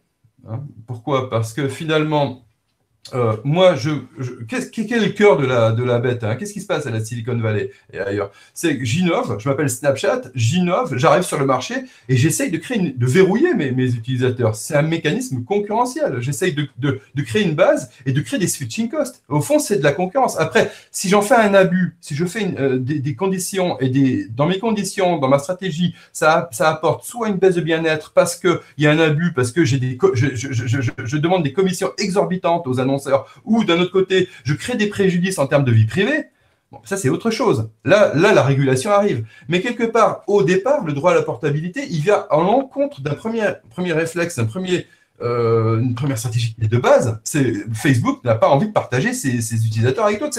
C'est le nerf de la guerre. Donc, quelque part, lui imposer ça, on pourrait aussi dire, ça peut être aussi une désincitation à l'innovation, puisque si je dois partager toutes mes données, envoyer tous les social graphs, etc., à des intermédiaires, finalement, à des intermédiaires qui viendraient suppléer les consommateurs défaillants, on pourrait très bien imaginer ce genre de choses, eh bien, je perds finalement une partie de je perds à tout moment, finalement, ce pourquoi je veux personnaliser mon offre, ce pourquoi, donc je dis, je suis un peu l'avocat du diable, entre guillemets, mais je vais finalement perdre l'intérêt d'innover.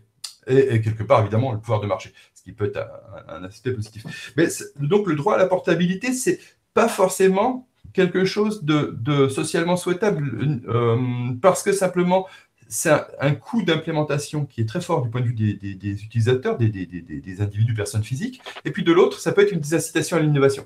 Même si, encore une fois, les intentions sont louables. Hein, les intentions sont louables. C'est de dire, voilà, on va faire jouer la concurrence, quelque part, par un outil de privacy. Moi, je reste sur ma fin. Enfin, c'est peut-être pas la meilleure façon de faire entrer le consommateur sur le marché des données. Peut-être que, voilà, on a peut-être d'autres pistes. Hein, il y a tout ce qui est l'idée aussi des droits de propriété, mais je laisse pour l'instant, le débat de côté.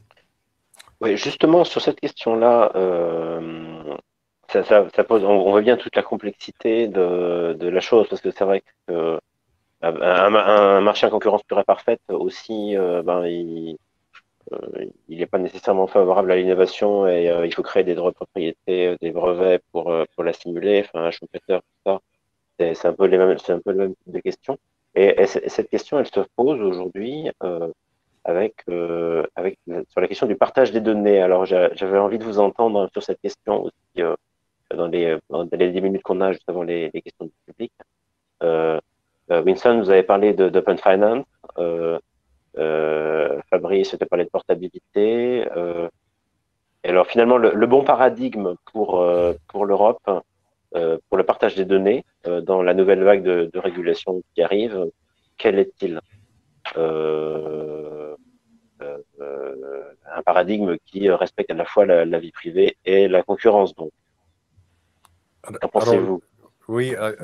Bon, un des rêves, on voit dans le projet de proposition de acte sur la gouvernance des données, C'est encore une proposition de la Commission européenne qui créerait des intermédiaires neutres de confiance qui serviraient finalement de nœuds où les individus peuvent partager leurs données à partir de ces intermédiaires de confiance. Donc,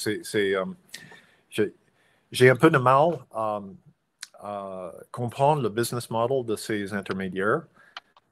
J'ai cherché en vain dans la proposition une mention que finalement les individus pourraient monétiser leurs données. Parce que ça, c'est le grand... il y a déjà eu des initiatives de mettre toutes les données dans une boîte et demander à un intermédiaire de vous aider à les monétiser. Mais monétiser les données, ça revient finalement à monétiser une partie de mon corps. C'est un objet hors commerce, donc c'est tabou, etc. Donc, je pense que la proposition de la Commission évite de parler de ça. Néanmoins, j'ai du mal à voir comment ce système d'intermédiaire de confiance pourrait émerger sans qu'il y ait un incentive assez fort pour les individus, à savoir recevoir un peu d'argent de la monétisation de leurs données. Moi, si je peux rebondir sur ce que tu dis, Winston, je suis tout à fait d'accord. Enfin, je suis d'accord et en même temps, je pense que ça peut être une voie à explorer. C'est-à-dire que l'idée derrière, c'est l'idée de créer des communs, en fait, aussi, de dire que les données personnelles, finalement, c'est des communs. Et peut-être, moi, ce que je comprends, ça serait peut-être de s'inspirer de ce qui se passe dans le domaine du droit d'auteur et de mettre en place des formes de sociétés de gestion collective, au fond. Alors, quel est le modèle économique derrière? Là, je ne vais pas aller trop loin. Mais le principe de base, par contre, peut être intéressant. C'est-à-dire de dire, finalement, les individus sont exclus du marché des données. Moi, c'est ce que je disais au départ, dans ma première phase d'intervention, c'est que c'est de là peut naître justement la défaillance totale qui fait qu'on a une concentration des données telle qu'il y a des positions dominantes, etc. Donc, une solution, c'est de faire entrer activement les individus comme propriétaires de leurs données. Donc là, en économie, on a un droit de propriété quasi complet, c'est-à-dire ce qu'on appellera en droit, chez les juristes, un droit de possession, en fait, sur ces données. Je faisais une joke à un moment donné, je crois dans un de mes ouvrages, je disais si je possède un droit de propriété sur mon âge, mes amis n'oseront plus souhaiter mon anniversaire parce qu'ils auront peur que je leur réclame, je sais pas, mon âge, 30 euros. 30 euros par ami, je vous dis pas, j'ai plein d'amis. je suis très riche, plein d'amis Facebook. Bref, je ferme la parenthèse. Mais voilà, donc comment on fait? Alors, ça pose différents types de problèmes. Je ne vais pas tous les évoquer, mais ça pose un premier problème, c'est le problème qu'on a évoqué aussi peut-être de quelle est la valeur de ces données brutes? Parce qu'au fond, est-ce qu'il y a propriété réellement? Parce que de quoi on parle quand on parle des data sur le marché des données? Est-ce qu'on parle des données des utilisateurs, c'est-à-dire des données des utilisateurs, des données à caractère personnel, ou est-ce qu'on parle des data? Moi, je préfère parler de data à ce moment-là, l'anglais peut être utile. C'est finalement les données traitées, les données qui sont combinées entre elles, et donc finalement, le constat, c'est qu'une donnée n'a de valeur que si elle est combinée, traitée par des algorithmes. Et dans ce cas-là, on pourrait peut-être davantage parler de copropriété à ce moment-là, puisque et ça renvoie à des très très vieux débats. Je ne vais pas remonter à Adam Smith, le père de tous les économistes, ou presque, mais ou aux économistes institutionnalistes aussi sur les questions de droit de propriété. Mais ça pose des débats énormes en termes de copropriété, parce que on pourrait imaginer, alors que ces sociétés de gestion collective, à l'image de la SACEM, qui représente des auteurs, compositeurs, mais aussi des éditeurs, on pourrait imaginer que les GAFAM soient aussi membres de ces sociétés. Et quelque part, ça pose tout un tas de problèmes. Où est la transparence? Où est la garantie d'une sécurité, etc., de la vie privée des individus? Et ensuite, deuxième chose, c'est que ces données, en fait, elles ont très peu de valeur, seules. C'est un peu le corollaire de ce que je dis. C'est que seules, en fait, ça n'a pas beaucoup de données. Donc, ça veut dire quoi? Ça veut dire que moi, je vais vendre mes données, mais pour une valeur très faible, au fond, une valeur marginale. Et puis peut-être qu'il y a des données, je ne sais pas moi, si je suis un riche trader, un jeune data scientist qui habite dans le 6e arrondissement, ou je suis un brave salarié qui habite en Seine-Saint-Denis, mes données n'ont pas la même valeur. Donc qu'est-ce qui va se passer? Qu'est-ce qui peut se passer? Enfin, je laisse la réflexion ouverte, mais ça veut dire qu'il y aura peut-être des incitations, des surincitations et des sous-incitations, des surévaluations pour certains, des sous-évaluations de données. Ce qui fait que finalement, le marché, il n'est pas forcément, il sera toujours perclus de failles. Donc, c'est peut-être pas la meilleure solution. Alors, ça ne veut pas dire que c'est une solution à exclure la monétisation des données, mais ça veut dire qu'il y a du pain sur la planche, en quelque sorte. Enfin, moi, je pense que ça reste quand même une solution. Mais peut-être parler de monétisation de prix, moi je reviendrai sur la qualité en fait enfin, qu'est-ce que je peux exiger au fond des plateformes?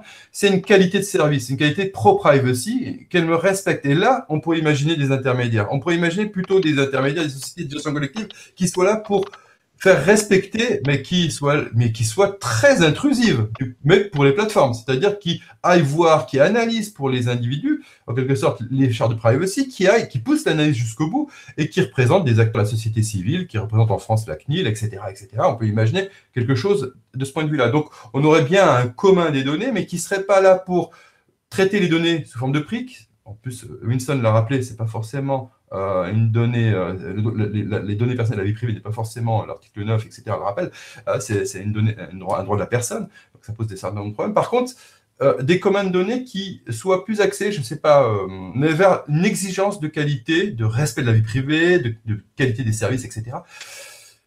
Comment ça se met? Quel est le modèle économique derrière? Ça me semble difficile, mais c'est une piste, en tout cas, qui me semble assez intéressante à explorer, en tout cas, à discuter.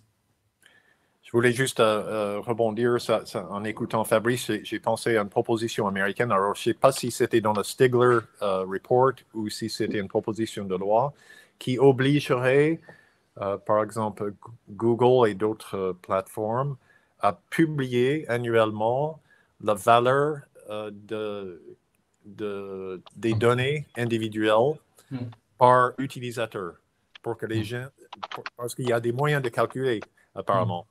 Donc, je ne sais pas si c'est $30 par individu, etc., mais qui aiderait les individus à prendre conscience de l'argent qui finalement est fait grâce à leurs données. Alors, là aussi, je ne sais pas si c'est réalisable. Le deuxième chose auquel j'ai pensé, c'est, tu disais, Fabrice, qu'il y aura une obligation finalement d'atteindre un certain niveau de protection. Ben, c'est exactement ce que vise le RGPD avec des vérifications de personnes extérieures. Donc, ça, c'est le rôle des autorités de protection des données personnelles. Aux États-Unis, il y a un courant, il y a deux courants philosophiques. Il y a le courant de Lisa Khan qui dit le seul remède, c'est de démanteler. Finalement, il n'y a pas d'autre possibilité. Et puis, il y a un autre courant qui vient d'un prof de droit à Yale qui s'appelle Jack Balkin, qui préconise une vue de devoir fiduciaire. C'est-à-dire, je confie mes données à une plateforme. Il y a une espèce de copropriété, donc ils doivent le gérer un peu dans mon intérêt. Pas entièrement, mais ils doivent tenir compte de mes intérêts. Ouais, c'est une piste. Juste en 30 secondes, mais sur les prix affichés, effectivement, ça peut être une solution. Sauf que il y a eu un rapport il y a quelques années de l'OCDE, je crois, qui affichait les prix des données. On s'apercevait que finalement, certaines données étaient complètement, le revenu n'était pas forcément très important, mais il y avait différents types de prix selon. Voilà, il y avait, je crois que c'était la taille des chaussures, enfin la taille des pieds qui était très élevée, ou les déficits de paiement, les défaillances de paiement, etc. Non, mais ça pourrait être intéressant, c'est-à-dire aussi dans l'idée d'afficher les prix. Moi, j'aime bien aussi l'idée de prise de conscience, c'est-à-dire on est dans un univers de rationalité limitée des individus. L'idée, c'est on leur donne des outils de transparence, etc. Moi, c'est pareil, je demande à mes étudiants je peux leur demander chaque année dans des amphis, combien de personnes n'ont jamais demandé quelles données étaient traitées, enfin, ont exercé leurs droits au titre du RGPD et de la loi sur la protection des données personnelles avant. En France, qui a exercé ce droit d'information, etc. Zéro, personne. Qui a lu les chartes de privacy qui sont obligatoires, etc. Alors, je citais dans un ouvrage 0,5%. Je disais, c'est des juristes pervers qui font ça. C'est pour faire rire mes étudiants non juristes. Hein, pardon, excusez-moi auprès des juristes. Mais bon, des juristes spécialistes, évidemment. Mais qui lit les chartes de privacy? Personne. Même parmi les gens qui les lisent, qui les comprend parfaitement? Ça renvoie à des textes de droit, etc., très compliqués, etc. Personne ne comprend. Donc les prix, par contre, on comprend très bien. Et je trouve que ça peut être une piste intéressante, c'est-à-dire d'amener un certain apprentissage, au fond. des prix, peut-être même simplement des formes, comme on pourrait assimiler ça à des formes de nudge, au fond, ou ce genre de signaux, en fait, qui sont envoyés vers les individus, qui les prendraient en compte progressivement et qui apprendraient à se protéger. Alors après, apprendre à se protéger, ça veut vouloir dire aussi faire jouer la concurrence. Mais quand on est... Alors, par quel processus ça pourrait marcher face à des GAFAM qui sont en monopole? Peut-être que ça pourrait amener les gens justement à quitter Google pour aller voir de malheureux concurrents comme DuckDuckGo, qui quand même font des choses assez intéressantes. Mais ça pourrait peut-être permettre de faire jouer la concurrence progressivement par apprentissage. Et l'affichage des prix, ça me semble encore une fois une option plutôt intéressante. Après, évidemment, est-ce que les plateformes joueraient le jeu? Est-ce qu'elles n'afficheraient pas des prix sous-estimés à quelques millionièmes comme le Bitcoin, à quelques millionièmes d'euros ou de dollars? Je ne sais pas. Enfin, ça serait. On aurait très vite peut-être comment dire, une instrumentalisation de ce genre d'outils par les plateformes qui savent très bien se débrouiller. Voilà, j'arrête. Merci à tous les deux. Ce qui fait plaisir à vous entendre, c'est que on a deux choses. C'est que d'une part, sur la façon de rendre les personnes mieux conscientes de la valeur de leurs données, c'est justement un axe qu'on est en train de développer à la CNIL, et comment réguler en s'appuyant sur des intermédiaires de conformité et donner à voir aux personnes la valeur de leurs données pour justement conjurer cette impression de rationalité limitée. C'est une piste sur laquelle on travaille, et donc ça veut dire que c'est pertinent. Et puis que on a des idées lorsqu'on regarde une nouvelle génération de réglementation pour aller plus loin que le droit actuel, si on le considère comme n'allant pas assez loin. Et donc c'est aussi une indication d'optimisme pour l'avenir. Eh bien, c'est le temps de passer aux questions du public à présent, puisqu'on a encore un peu plus de 25 minutes. Eh bien, je vous propose de faire cela. On a 4 questions pour l'instant, 4 ou 5. Je vais commencer par la première qui a été posée par Alexandra Sittard. C'était sur la monétisation des données personnelles et les possibilités que ça pourrait générer d'inversion à la tendance hégémonique des modèles gratuits. Enfin gratuits, je veux dire du modèle données contre service à prix monétaire nul, pour reformuler le truc, parce que quand le mot gratuit est un peu trompeur. Est-ce que la problématique de monétisation, mais ça a déjà été une question pour Fabrice.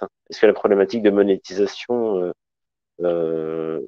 permettrait d'inverser cette tendance à l'hégémonie du modèle à zero price, ou est-ce que c'est indépendamment de ce qu'on en pense, c'est-à-dire est-elle contraire ou pas l'approche pour les droits fondamentaux? Enfin, nous à la CNIL, on pense plutôt que non. Il peut y avoir une voie qui combine les deux. Puisque la monétisation n'est pas la création d'un droit de propriété. Et de toute façon, elle existe déjà, elle n'est pas contraire au RGPD. Mais est-ce que ça a un potentiel économique d'inverser la tendance hégémonique des modèles de plateformes numériques et des défauts concurrentiels aussi des marchés bifastes? En fait, oui, effectivement, on l'a déjà un peu évoqué à partir des droits de propriété qu'on pourrait donner aux individus, ou à l'inverse de l'affichage de prix, finalement, on monétise de manière indirecte en créant des formes de nudge qui permettent.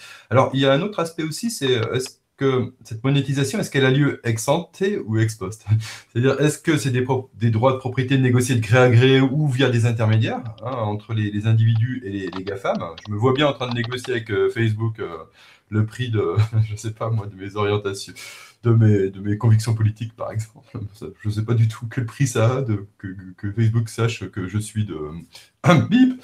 Ça me semble compliqué. En revanche, monétisation, ça peut être aussi ex post, c'est-à-dire ça peut être aussi des droits à compensation. Là, on pourrait imaginer, par exemple, on pourrait s'inspirer de ce qu'on appelle les licences légales en matière de droit d'auteur.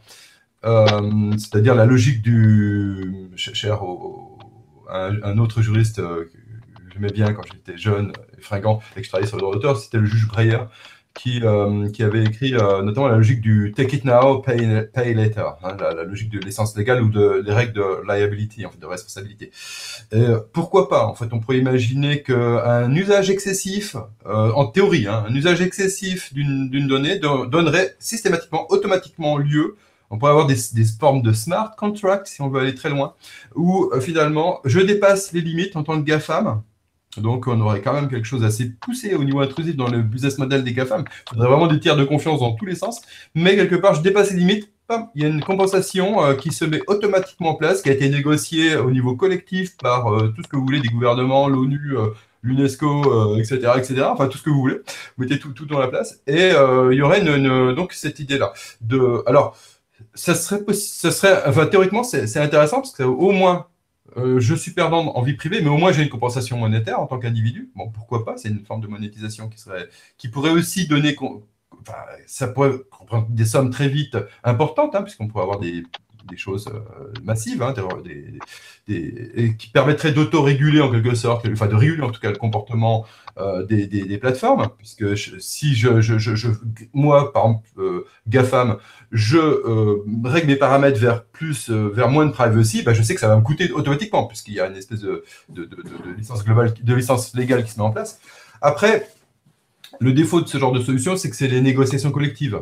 Et quand on travaille sur le droit d'auteur, il y a eu des études d'historiens du droit ou d'économistes qui ont montré que les licences légales dans le domaine du droit d'auteur, c'est une catastrophe pour les auteurs, puisque le prix n'évolue pas.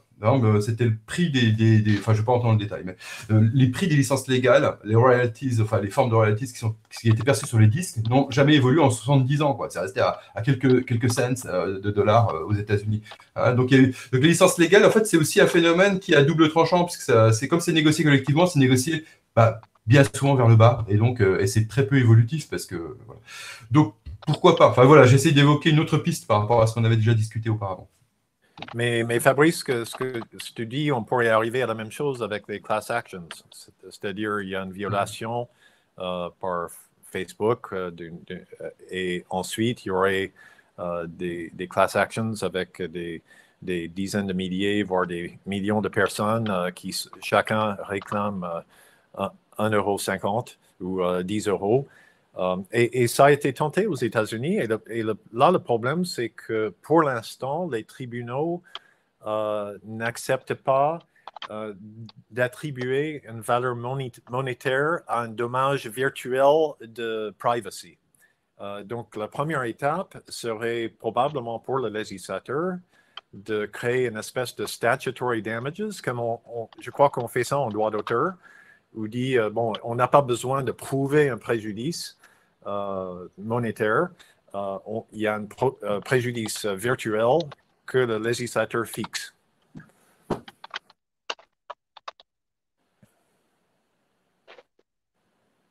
Effectivement, c'est toute la question de la valorisation du dommage, enfin de la valorisation de la vie privée et du dommage. Une question qu'on retrouve aussi en droit de la concurrence, c'est-à-dire lorsque lorsque Facebook voilà, si vous êtes le Bundeskartellamt, bien Facebook n'a pas demandé le consentement à ses clients et donc a empêché ses concurrents de se distancier de son modèle d'affaires sur cette ligne-là et donc a abusé de la concurrence. Mais finalement, le dommage à la concurrence qui en résulte, comment est-ce qu'il se mesure? L'autorité de la concurrence, quelle théorie du harm elle utilise pour valoriser ça? Donc, ce dommage est-il matériel ou non? Et comment là, c'est une question qui se pose. Il y a peut-être une réponse, oui, une réponse d'office de la part de la réglementation. Alors, une autre question, c'est de Christophe Carugati, qui constate que de plus en plus, on va vers les actualités où l'amélioration des modèles d'affaires allant dans le sens de la vie privée se multiplie. c'est le système ATT, vous savez, de recueil du consentement désormais pour les apps de l'App Store, pour envoyer de la publicité ciblée dans ces applications. Le projet de Google Privacy Sandbox pour migrer d'un système de cookies tierce partie vers un système de ciblage via le navigateur qui pose des problèmes de concurrence parce que Chrome est en position dominante. Et il y a l'affaire, l'actualité sur WhatsApp aussi, et de changement de ses conditions contractuelles. Donc cette tendance, est-ce que finalement on n'a pas une tendance de fond, même si ce que vous disiez tout à l'heure, c'est-à-dire qu'on a quand même une rationalité limitée, mais est-ce qu'il n'y a pas une tendance de fond quand même peut-être parce qu'on est tombé très bas en termes de protection de la vie privée, une tendance de fond à l'amélioration structurelle de ce paramètre, sachant que les autorités de protection des données prennent des sanctions, de plus en plus de sanctions et des sanctions aussi de plus en plus élevées qui concourent à atteindre la réputation de certains acteurs d'une part et puis à augmenter la prise de conscience du public d'autre part. Donc, Winston, quel regard vous portez là sur cette question? C'est un peu ce que je disais tout à l'heure. Ces améliorations sont, du point de vue RGPD, tout à fait louables. Ils vont vraiment dans le sens de renforcer la privacy, mais les petits concurrents dans l'écosystème, les app developers ou des intermédiaires en publicité en ligne, voient ça comme une barrière exclusionary practice en droit de la concurrence. Donc, il y a des procédures, des plaintes entamées. On est au cœur du sujet du conflit potentiel entre RGPD, c'est bien, mais en même temps, vous êtes en train d'écraser des petits concurrents. Donc, je ne connais pas la réponse à ce que les tribunaux vont dire, ou la Commission européenne. Pour compléter, peut-être, moi, je te rejoins, Winston. En même temps, c'est pas nouveau. Hein. Encore une fois, je le rappelais, ça a été un argument de la propre privacy, enfin les stratégies, les offres pro privacy plus respectueuses de la vie privée, ça a été des arguments de longue date dans l'Internet, pour les géants, etc. En revanche, il y a un autre point aussi qu'on pourrait évoquer, c'est imaginons que ça fonctionne, c'est-à-dire que vraiment il y a une concurrence vers le haut, et donc que les plateformes prennent conscience, acceptent de réduire leurs profits. Wow. Qu'est-ce qui se passe au niveau des marchés financiers? Je ne sais pas, voilà, j'ai plein, mais acceptent vraiment de mettre en place des systèmes de pro-privacy, respectent bien le RGPD, voire même respectent les nouveaux entrants, les petits acteurs nationaux, voire les grandes banques françaises, par exemple, dans certains cas, etc. Bon, pourquoi pas? Imaginons qu'on soit dans cet univers-là, concurrentiel, très bien, où la privacy joue vraiment pleinement son rôle. Alors, il y a un autre problème. Bon, je ne veux pas revenir sur tous les problèmes que ça pose, et tous les problèmes et toutes les limites que cela soulève, mais par contre, il y a un autre souci, je reviens au niveau des individus.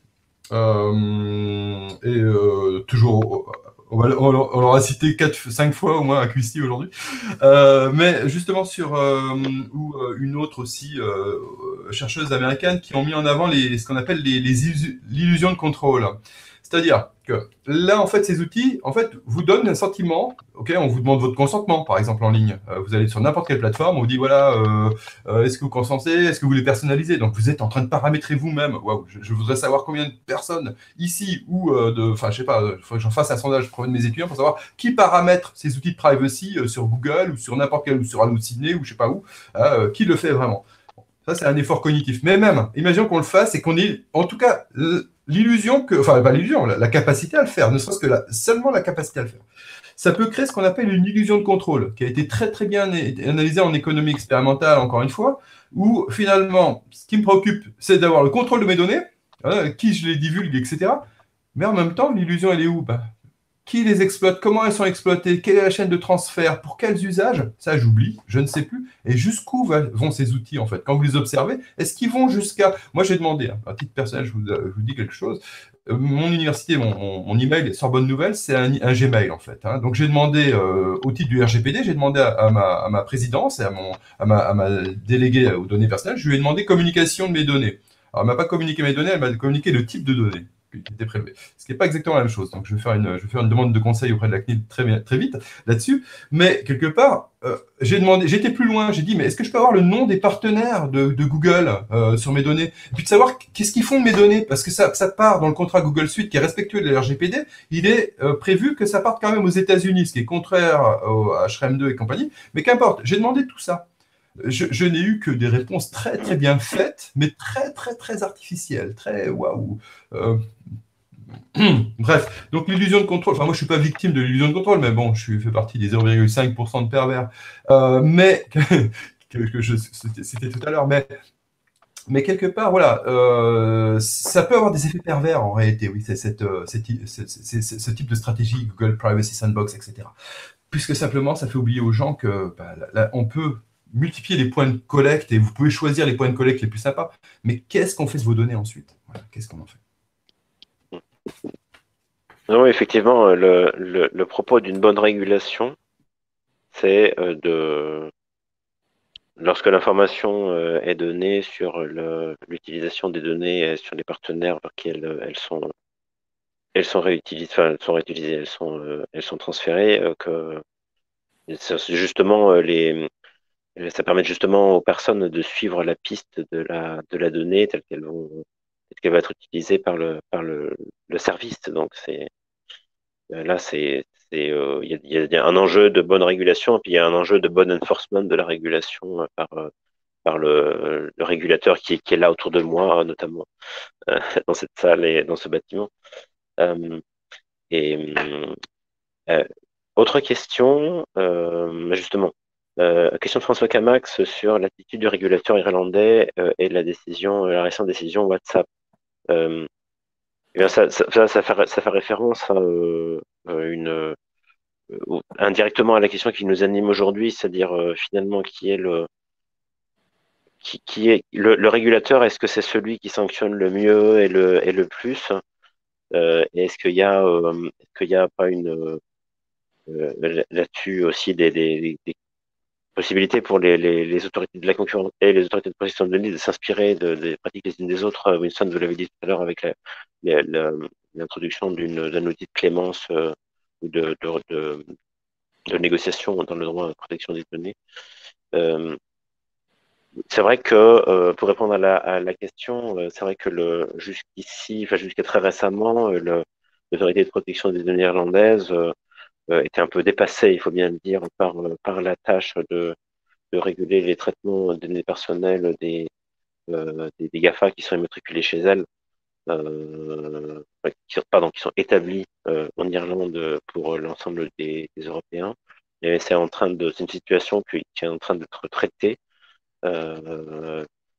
et dont on voit là un peu le résultat avec cette décision WhatsApp. C'est vrai que lorsqu'il y a un concert de régulateurs là je réponds à la question parce que elle est plutôt dans mon jardin, mais lorsqu'il y a un concert de régulateurs qui travaillent ensemble, il est mal vu pour l'une des autorités de ne pas faire grand chose, et donc là la décision montre qu'on est dans un agenda d'amélioration sur ce sujet-là. Vous avez aussi une décision qui concerne Amazon, Core Europe et tous les Européens au Luxembourg, et qui c'est la sanction la plus haute prise par les autorités de protection des données, 700 et quelques millions d'euros, et ça va continuer, ça va monter.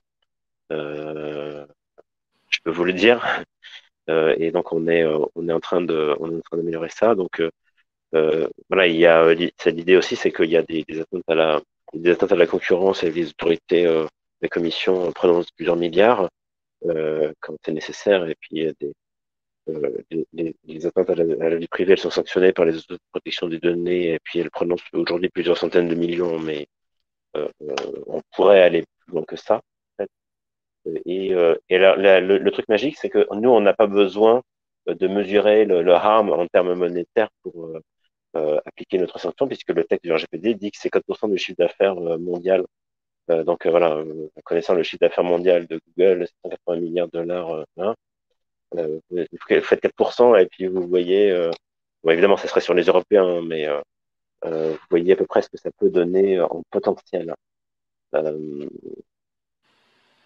Autre question de Vincent Lequeux sur le vol des données personnelles. Est-ce que on a, ça s'est illustré dans l'actualité récente par le vol de données de santé, ce qui prouve que ces données de santé ont de la valeur, Fabrice, et qu'elles peuvent être pricées de façon très, très élevée. Qu'il y a une sorte on pourrait décrire ça comme un trafic, ou comme on va parler de marché secondaire parce qu'on est des économistes et pas des policiers, mais à qui cela, enfin, des économistes et des juristes, à qui cela profite-t-il, et comment le réguler mieux, et est-ce que c'est une manifestation simplement la manifestation d'un fonctionnement d'un marché où la donnée est non rivale, copiable, et finalement passe d'un acteur à l'autre parce qu'ils ont des situations économiques à les échanger,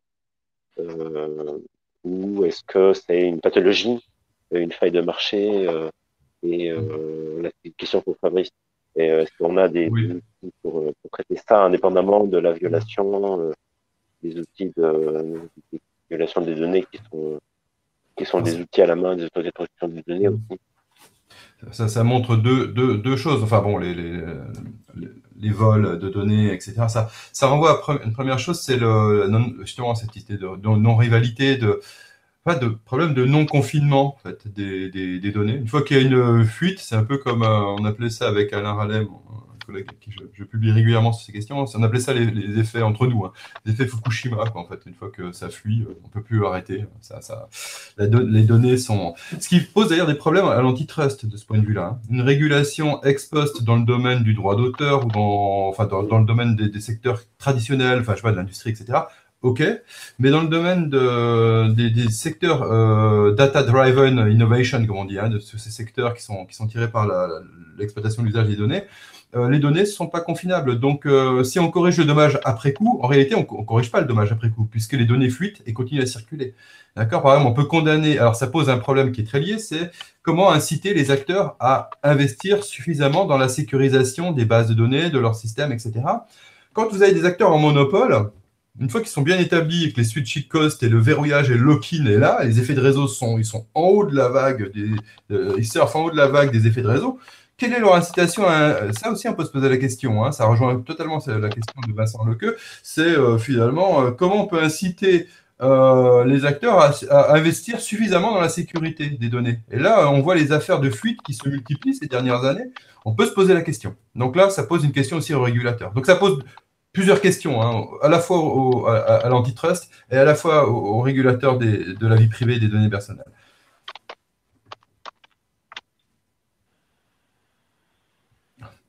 Bon, ma seule oui, réflexion, c'est que aux États-Unis, depuis longtemps, l'idée, c'est un peu name and shame quand il y a des fuites. Et donc, on joue beaucoup sur l'obligation, depuis des décennies, l'obligation de déclarer des fuites lorsqu'ils arrivent, d'écrire à chaque client en disant, bon, et maintenant, le RGPD reprend cette optique et il y a un dommage considérable, réputationnel, qui est censé agir comme incitation à investir. Est-ce que c'est suffisant? Je ne sais pas. Yeah.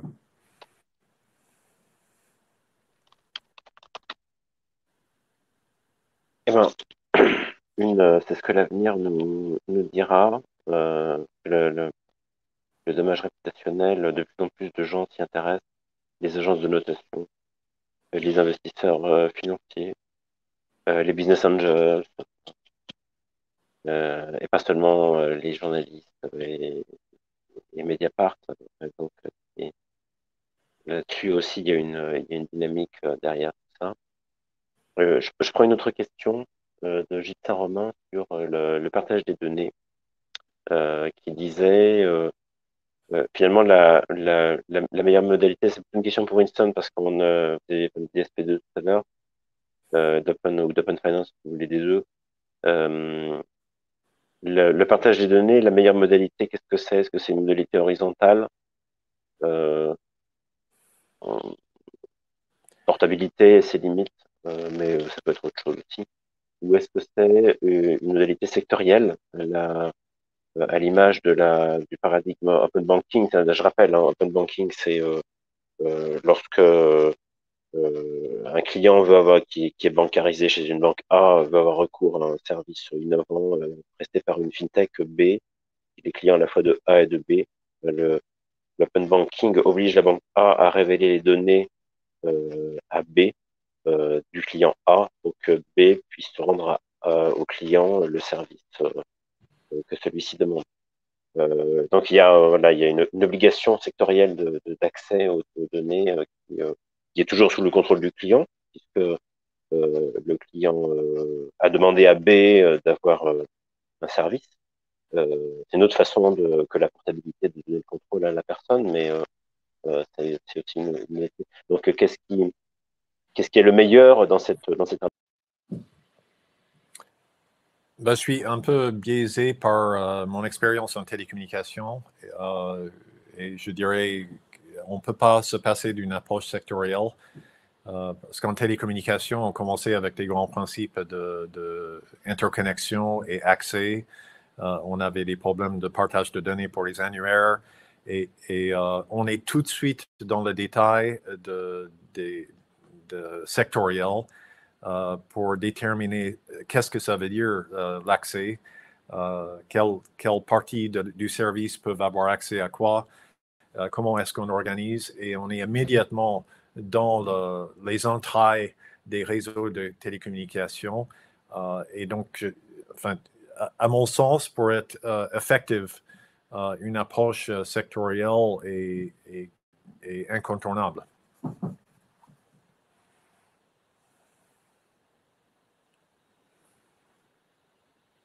On a perdu Émeric, mais Fabrice, tu as une réflexion là-dessus? Non, je te rejoins sur ce point. Et ça, on a un peu répondu aussi en amont, parce que ça pose aussi des problèmes d'interopérabilité. Oui, il y a tout ce débat on n'a pas évoqué interopérabilité, mais c'est un cas classique. Interopérabilité, vous demandez à 5 personnes ce que c'est, vous aurez 5 réponses différentes. Selon le secteur d'activité, en plus. Ça se multiplie. Non, je pense qu'on arrive à l'heure de la fin. Oui, exactement. Il semble qu'on ait perdu Émeric, effectivement. Je vois une dernière question dans l'onglet questions que je peux peut-être vous poser, et puis et ce sera peut-être la dernière, parce qu'effectivement, on arrive à l'heure de fin. C'est question de Daniela Gomez. La monétisation des données n'est-elle pas antinomique avec le caractère libre du consentement au sens du RGPD? On est au plein dans le paradoxe, c'est-à-dire est-ce que je suis libre de donner mon sang, mais est-ce que si c'est monétisé, est-ce que finalement je suis plus aussi libre? On pourrait écrire une thèse là-dessus. Hein. C'est vraiment le paradoxe philosophique, enfin pas un paradoxe, mais la tension philosophique entre le droit des données à caractère personnel et puis la réalité économique et qui doivent coexister. Hein. On pourrait avoir un crowding out bénéfique, peut-être la mauvaise donnée chasse la bonne. Non, ça s'applique pas du tout. Mais ça pourrait être quelque chose de cet ordre-là, quoi. Parce que je pense aux donneurs de sang et tout le débat que ça a fait en économie. Le fait de payer pour le sang attire les mauvais donneurs, en quelque sorte. Et les bons donneurs se retirent parce que on vient là pas pour. Mais c'est pas le même. On sort du débat. Bon, c'est sur cette considération, du coup, un grand merci à tous les deux. C'était vraiment extrêmement riche. Voilà, un séminaire très très intéressant. Un grand merci à Émeric aussi, même s'il a manifestement perdu sa connexion en route. Voilà, la date du prochain séminaire n'est pas encore fixée, mais voilà, on vous enverra comme d'habitude des invitations pour que vous ne ratiez pas le prochain séminaire si vous êtes intéressé. Donc encore une fois, voilà, grand merci à tous ceux qui ont participé sur le chat, qui ont posé des questions également. Et puis bonne fin de journée à tous. Merci. Merci. Au revoir. Merci Stéphane. Au revoir.